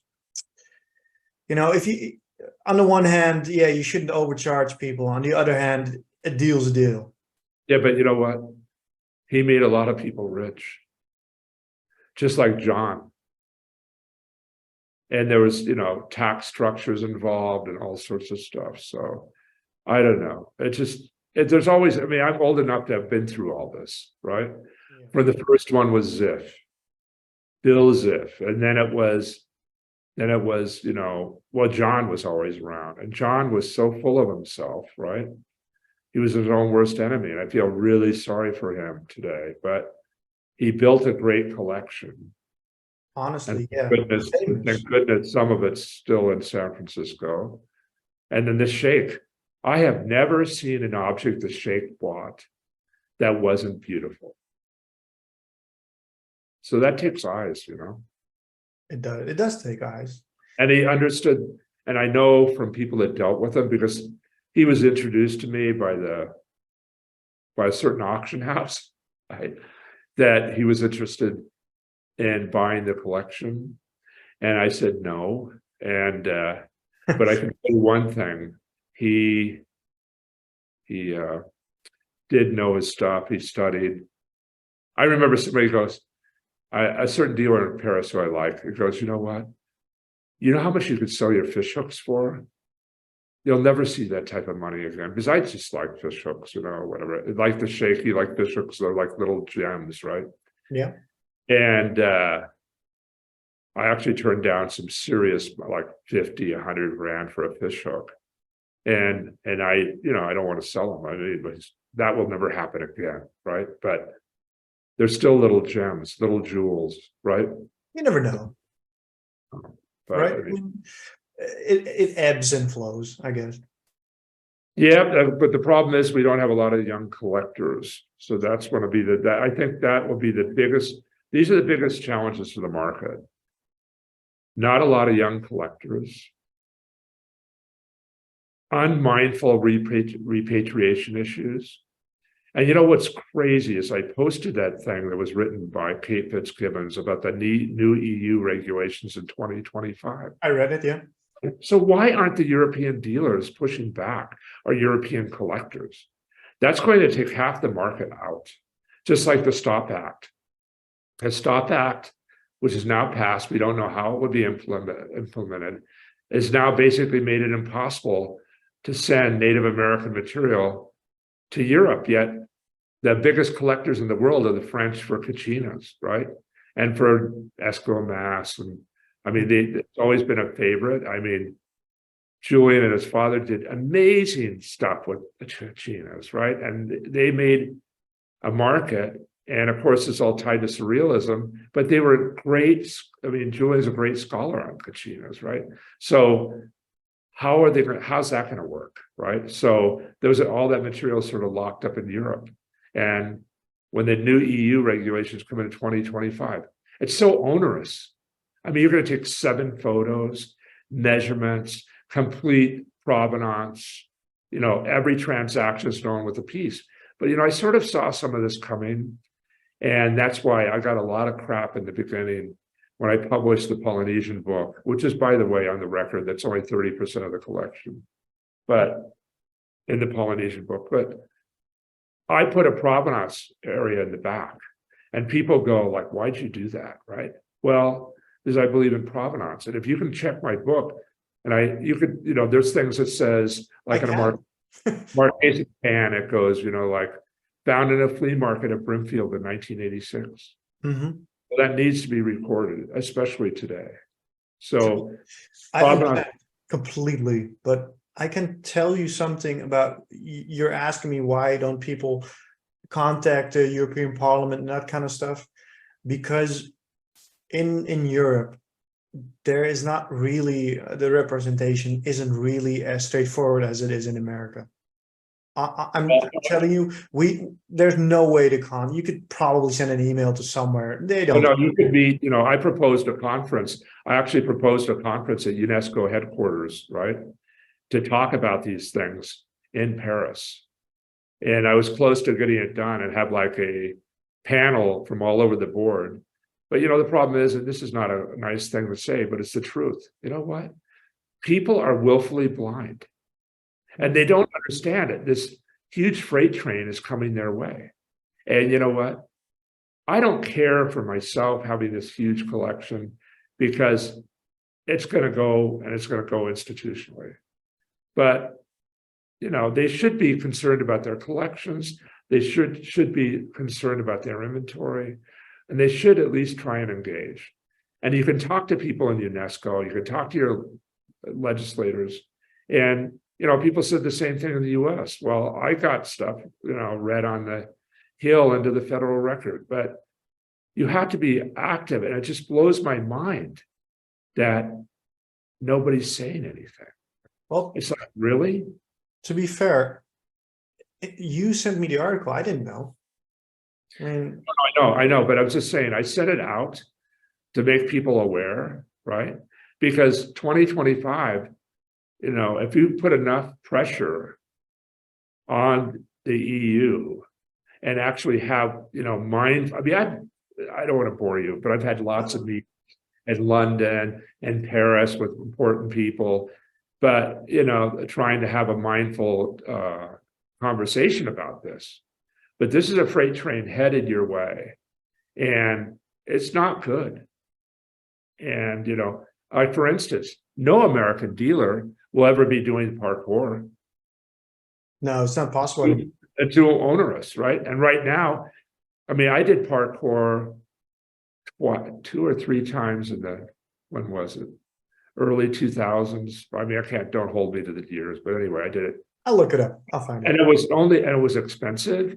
And I did it by the book, and things I used to shipper, imported, everything was exported, tax stuff, all that type of stuff.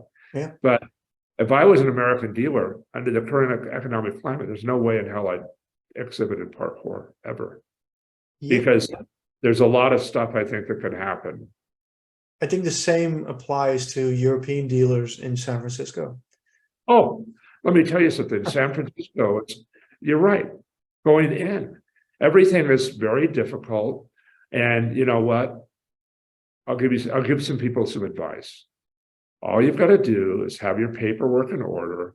This is very important. It needs to be declared for the full value, right? And country of origin, right? And a bit of a description. And you ship it in. And, it's so complicated that if it's something expensive, you need to use a art shipper.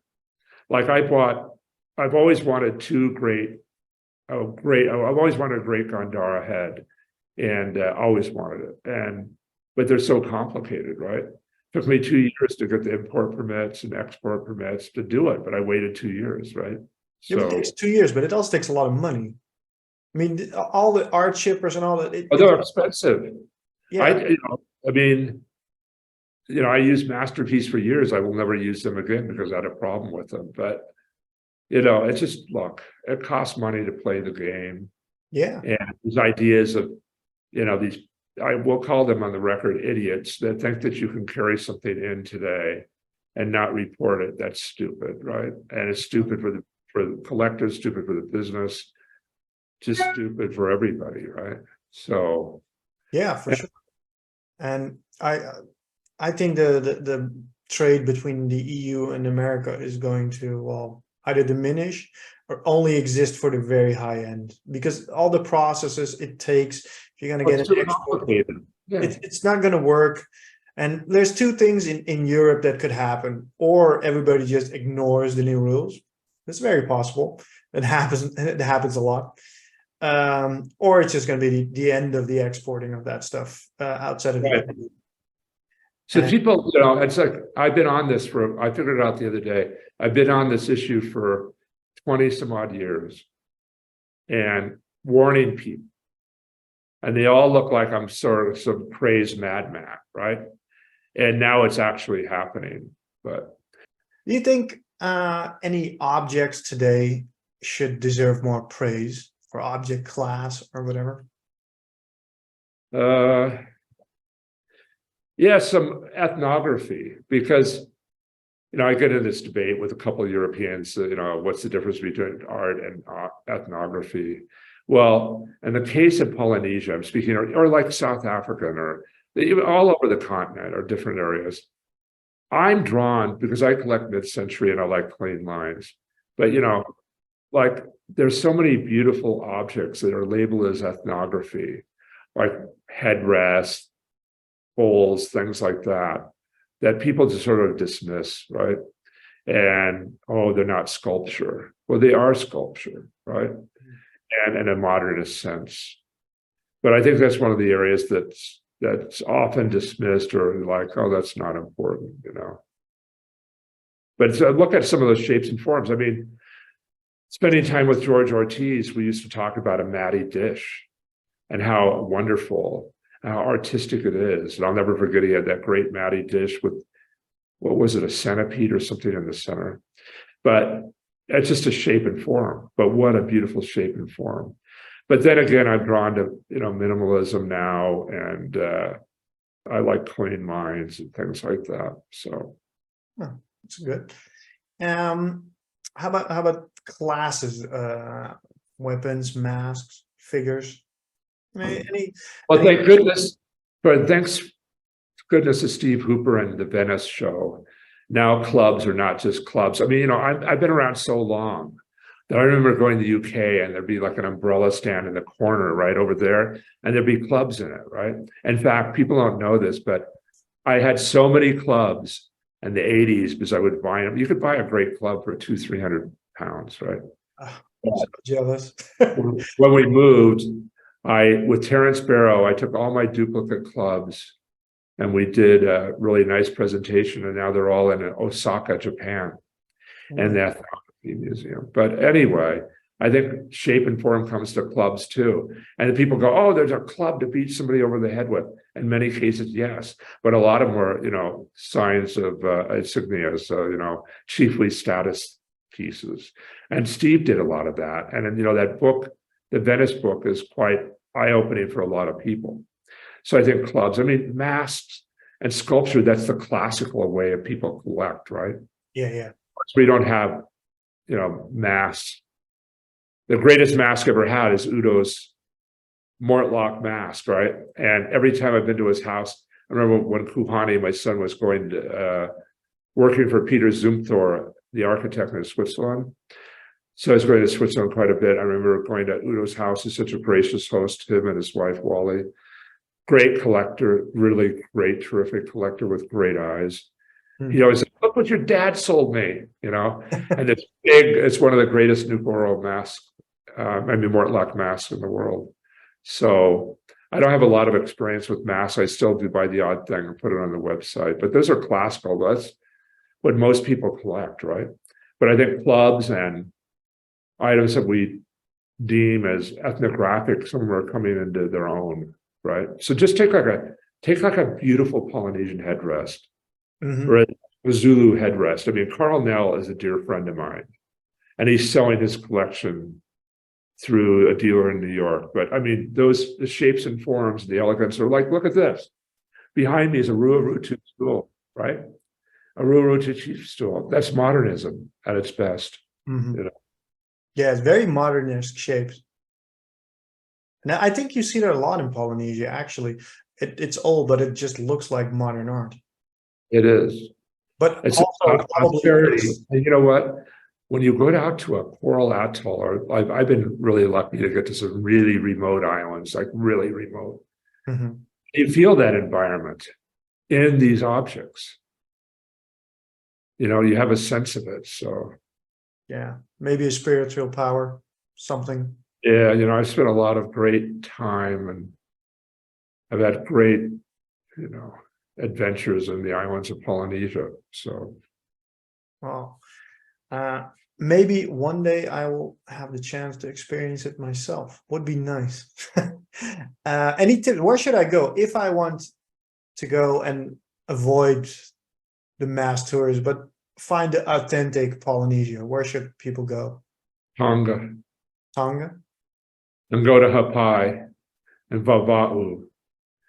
Not high-end accommodations, very primitive, but the most amazing culture, the most amazing people. It's just, you know, I mean, I had a float plane that I chartered on a surf trip in the late 90s and surfed, you know, breaks that nobody had ever surfed, and dove reefs nobody had dove. But I mean, I tell you something, I remember this. It was 1998, and I always wanted to go to this island that in literature, all those beautiful trolling hooks were made. I think it's Luca. I can't remember. It'd come to me. Mango Island. Anyway, I forget the name of the island. Very small. Yeah. I had this crazy float pilot, and he goes, "I don't think I can land. Like outside the reef." And he goes, "What do you want me to do?" I said, "I'm going to that island, and you're going to stay outside the reef. And if I have to, I'll take my board off the pontoon, and I'll paddle in." So he kept on circling this island, and a most amazing thing. We landed. He had to keep the engine. He had to really watch because he didn't want to get hooked up on the reef. Yeah. The people saw us. They dug out canoes. I mean, these are like 18th century style dugout canoes. They came out to the plane, and I had little plastic containers, suckers, right, like lollipops. I threw a container of lollipops, and this guy, and I can't speak Tongan. So I got in the canoe with him. I had this thing of lollipops. I went through the reef. It was like I was Captain Cook coming in. These people had not seen a Palangi in 15, 20 years. What's a white. Oh, okay. Yeah. And it was like a huge commotion. All the kids on the beach and all the elders and everything came out. So I handed out all this candy. And I saw that I was being escorted by obviously the chief in the island. And I went up and I went to, like I was in the 18th century, a small hut where you had to crawl in because the old, like Maori old houses, they had very small spaces, right? It was like you had to crawl in. So I crawled into this thing, and everybody was passing the kava cups around. Yeah. And there was a young girl that was chewing the kava root, spitting it into there, making the most fortified kava. It was the most incredible experience because I was in the 18th century. Now you can still get those experiences in remote islands in Tonga. And what happened was I got a bit high and I had a really hard time getting back to the plane, and my pilot was furious. But you know what? It was such an amazing experience. You can still have those experiences in the remote areas of Tonga. And it's not a lot of money to get around. Now, once you're there, it's probably okay. Yeah. And if anybody needs any special recommendations, contact me because I'm still really good friends with the King and Queen of Tonga. So, in fact, I had the Queen at my house for dinner a couple of years ago with her ladies in waiting. So, just throwing it out. The Queen came over to my house, had dinner. It's amazing. Go to Tonga. I'll try. That's one of the places I would love to go. Also, some Melanesian islands. Still, I feel like there's a lot in New Caledonia, probably in the. I'd like to go to. I would like. I mean, these are wish lists. Vanuatu or something. I'd like to go to Ontong, Java. Oh yeah. Some small Bologna, some of those areas. Outlier, the Polynesian outliers. Polynesian outliers would be really interesting. I can imagine. Getting back to the market a little bit, what's your experience with tribal art auctions? Well, there's been crazy stuff happen lately. I'm applauding Sotheby's for putting sales up with no reserves. And there seems to be some crazy stuff going on. Like, I have bought amazing objects in the last year at auction, especially at Sotheby's. I mean, I bought the most amazing Tahitian bowl, a Penu Tahitian pounder that I found out later was from Cook's Voyage, from a Harncourt collection, legendary collections exhibited at the Museum of Primitive Art. And there seems to be a lot of old collections, and the price is nowhere near where it used to be. So, and it's really interesting that I think it's great Sotheby's is putting stuff up with no reserve and determining real value. And Bonhams has had some tremendous, I bought a major Maori. Well, I bought a lot of major Maori at Bonhams, right? And, and they still have a deep asset. And in fact, that Bonham still has all those small regionalized auction houses in the UK. So people bring in stuff, right? So they've got a bit of an outrage. Christie's not so much, not my cup of tea, really. They're really focusing on the trophy white glove sale stuff. But I've been pretty amazed at Sotheby's. So Sotheby's and Bonhams, and I'm not trashing Christie's. No. But I understand they're going for the full provenance collection type deal. They want to do, sale of 30 objects. So yeah, I find that, Helene Leloup was a very good friend of mine. And I had the honor of having many meals with her. In fact, when Kuhani was really small, right? Like when we're in Paris, go to her house for dinner. And she's legendary. And I was really disturbed by some of the crap people were saying about her. And just a wonderful, historic human being that had so much backstory that, you could never capture all of it. And I thought that sale was very mixed because there were some tremendous opportunities, but the top end lots didn't sell. Like the Fang head, which is, how does a Fang head that's Rubenstein not sell in today's market, right? But I think there was a lot of weirdness on that sale, and it was not. And I think Sotheby's did a really excellent job. But I think the political climate came into that too. But she was a field collector, right? And she was collecting in the 50s. Yeah. So I thought she got a bad shake, actually. Yeah, sometimes I don't understand. Sometimes auctions go that way. I feel like there's a lot more action happening in not the big three, but the Lemperts, Druhout, Native, Zemanek, those auctions. I feel like Sotheby's and Bonhams and Christie's is a different story, but the collectors automatically assume it's beyond their price range. Are you kidding me? Like Bonhams, or look at Bonhams, or look at Bonhams sales. There's so many.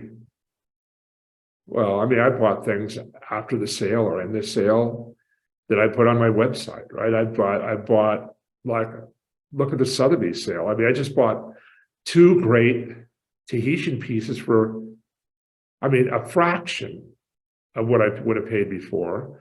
And then this new Sotheby's sale, Montbrison material, that's all with no reserve. So, that's the thing. It's like there's sometimes a small provincial auction house, things can go for some more money. Yeah, definitely. And also the problem with small provincial auction houses, and it really is upsetting to me, there's a whole industry of people providing fake material to these auction houses. Oh, it's in the country, it must be good. Really? If I see another fake Heitiki go through an English provincial auction house, I'm going to gag. And, there's this, what about the other day? There was a Tongan, I contact the auction houses. There was a copy of the very famous Tongan ivory suspension hook. And I said, this is a fake, right? Yeah. And I contacted the auctioneer, they still sold it. I've contacted people and say these tikis are modern, they still sell it. So there's something to be said for the large auction houses. There's a little bit better vetting. And in the old days, sometimes, I can tell you the case when I went to Wolf's Auctions in Cincinnati, and Wayne ended up being there, right? So a thing that was supposed to be $1,000 makes $135,000. So the deal is that small auction houses, I think, actually represent more of a problem that you could get burned, right? Because there is a whole industry of people planting material. Yeah, I've noticed that. I've noticed that too. But then sometimes, strange thing, then sometimes like an Austro Island necklace pops up, in England. Right. But the question is, are they real, right? That's the question. I would have bought the last Austro Islands necklace. I wanted that thing so many times, and I had underbid it twice, the Ziff one. And it's impeccable provenance, but you know what? I decided not to buy it because it's ivory. Yeah, ivory's becoming. I don't want to lay out that type of money in ivory, right? Yeah, definitely. Yeah, especially in America, they just destroy things these days. Right. It's not, it's a pity because it's a masterpiece. Yeah, I love those things. How about the Hawaiian necklaces? Oh, I love Hawaiian necklaces. I mean, I have Queen Kapiolani's, so. Hmm.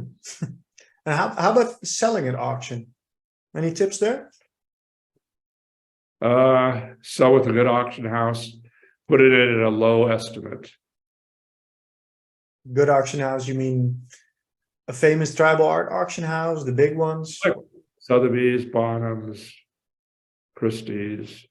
But you can't always, I mean, high-end stuff they will accept, but not mid-market stuff is more difficult, I think, right? Yeah, but there's auction houses that specialize in it or whatever. I mean, I don't know. I think there's a whole new world. I mean, especially at Bonhams, I think they're going to have a different tiered sales. I think even maybe Sotheby's will, to accommodate, because they go into, how do you, like even myself, if I get called as I run ads, Mm-hmm. people want to get rid of everything. Very hard to just buy one thing or 5 things. They want everything gone, right? So anyway. And how about we haven't really discussed it except for a Polynesian book, but that's not the only book you wrote. I made a small list, but probably missing something. You wrote Tattoos from Paradise, Hula Girls and Surfer Boys, Hula Heaven, Hawaiiana, the best of Hawaiian design, Surf's Up, collecting the longboard era, Woman of Polynesia, Oriental Rugs, The Secrets Revealed, and your Polynesian, the collection book. Am I missing something? No, that's about it. Then, of course, the book for the Tonga National Museum when we did the show in Tonga in the 90s. But no, I've done a bunch of books, it's been fun, a bit rewarding. I want to do another book, but I just don't, it takes a lot of time to do these books, Yeah, I can imagine. It's a lot of. I mean, like the Polynesian book took 5 years. There's only 40% of the collection in it. Because Adrian stopped me. She goes, if I don't stop you, this book will just go on and on and on. Never gonna get done. That's true. And you've been hinting online about a tell-all book, about where you. I mean, I have so many stories, but I'm gonna wait till some people are no longer present. But I mean, people would be shocked some of the stories behind. But the thing is, I'm very fortunate to know the greatest academics. I'm very fortunate to know the greatest dealers. Very fortunate to know some of the greatest collectors of all time. So if you've experienced that, there's all sorts of stories you could tell. Some very, very, very, very good ones, and some very, very, very bad ones. So, it's going to be a book about collecting, dealing, the market, everything. Right. And it's just like, as we wind this down, I would like to say, this is what you need. I would tell collectors. Today, provenance is more important than ever. Even if it was found in a flea market in Sioux City, Iowa in 1973, get it in writing. 2, don't always, listen to other people's advice. Do your own homework, get a set of eyes, and you can find some great discoveries, right? I could still find great discoveries in lots of areas today that other people bypass. It's all about knowledge, and most of all, go to museums. Go to as many museums as you have, read the greatest subjects, greatest titles on the subject. There's still some academics around, probably more academics in the field of African art, but we're losing a lot of people. So we're in a real transition. And I think Sotheby's putting items up with no reserve auction says a lot. I think it's a very positive sign. I think the market forces are going to be very different with this new legislation, right? Yeah. And anybody doesn't think that that's not going to be part of the market. And another thing too is buy what you like, right? Mm-hmm. Beauty is the eye of the beholder. Buy what you like. Don't buy it as investment. I never bought any of this material that I sit around as an investment. If I did, I would have flogged a lot of the bigger pieces for lots of money years ago. And I'll tell you a story. We turned down in the early 90s, $3 million for a piece. And that was in the early 90s from a very, very, very, very famous person who started his own museum. And Kuhani was very young. like a couple of years old, and that was the price of a house on the beach in Hawaii, like a killer house. Yeah. The toy with the idea, and then I said, no, I can't do it. So buy what you like, buy what you love. Don't buy it for investment, right?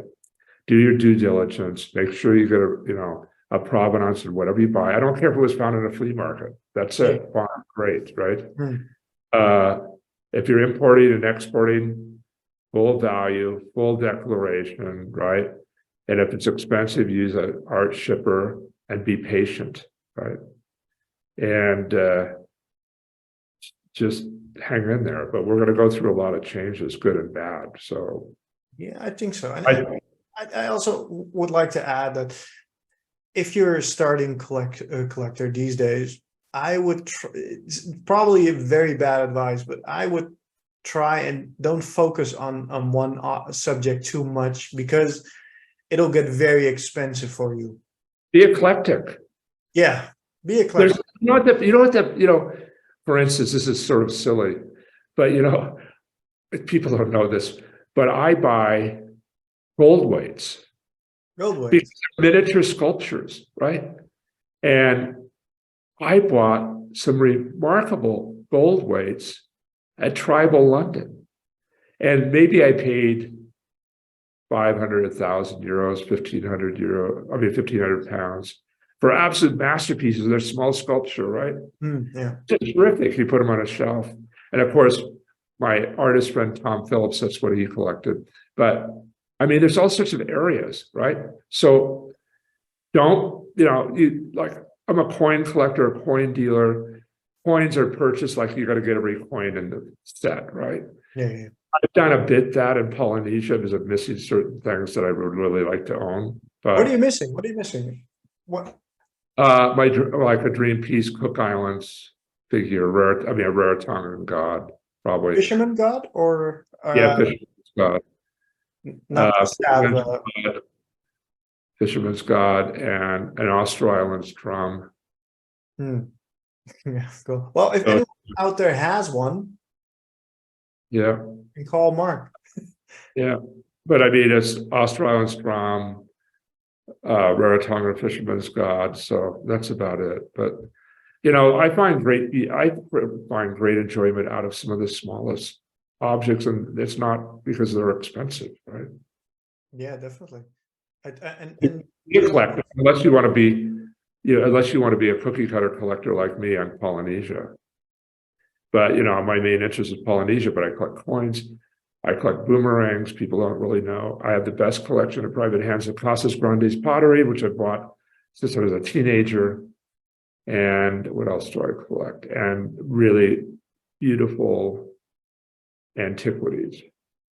So. And you do a lot of Native American trade. I do. Yeah, right? Because I see you on the Western shows. Yeah, I found good edition things, but like yesterday, I just bought. I have a kitchen island in the other room. I'm not kidding. There's 500 baggies of Navajo jewelry. And so I'm still buying, like yesterday, I went to this person's house, brother's deceased, looked around the house, and I bought all the jewelry, but there was an important object. I'm not going to say what it is because of the fact I haven't bought it yet, but it was like, you could always find something, right? Yeah. So it's sort of that, it's like, I'm an explorer. It's a sense of exploration. It's the thrill of the hunt. I mean, in the 90s and the 80s, the thrill of the hunt was amazing, right? Yeah. And the camaraderie. Oh my God, the camaraderie was so much better. People were just nicer, right? Are you still surprised by some items when you go to an art show? Well, yeah. I mean, there won't be a time I don't go to Paris that I don't buy serious things, but I prefer, Jean Edouard, Julian, Renaud, they all have, good things, and I consider them all good friends, right? Definitely. All three have very good eyes. Yeah, definitely. And I still think that the show in Paris, it's still one of the best vetted in the world. And it doesn't say everything. It doesn't say everything, but it does say something. Yeah, no, I mean, the quality is really good. I'm just worried about the long term. I don't think parkour will exist in 5 years. And of course, Pierre was I love Pierre. He was such a good friend of mine, and I miss him. And there's just a lot of challenges. I don't want to see it go away. I just think that the legislation and repatriation and the political climate and all that is going to disappear in 5 years. But I could be wrong. And I just want people to be involved. I mean, your collections are being threatened. Your livelihoods are being threatened if you're a dealer. And they don't have to be, because we could find a mindful middle way to deal with all this stuff, right? I agree. But the left wokeism is definitely a threat to everybody, right? Yeah, but I see it a little bit more hopeful.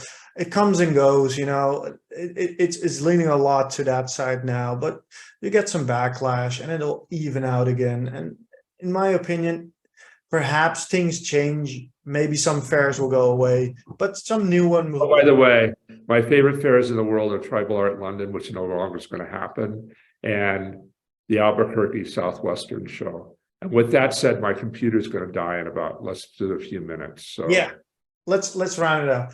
Let's do one more question then. You're a well-known dealer and scholar and writer. What would you like people to know about Mark Blackburn?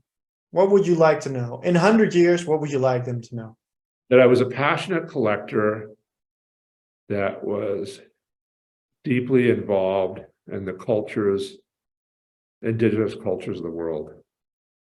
And that because I have such a respect for the indigenous cultures of the world, I chose to collect, because I was just blown away by how much beauty there was in them. Thank you. Mark, I would like to thank you for this interview. I had a great time.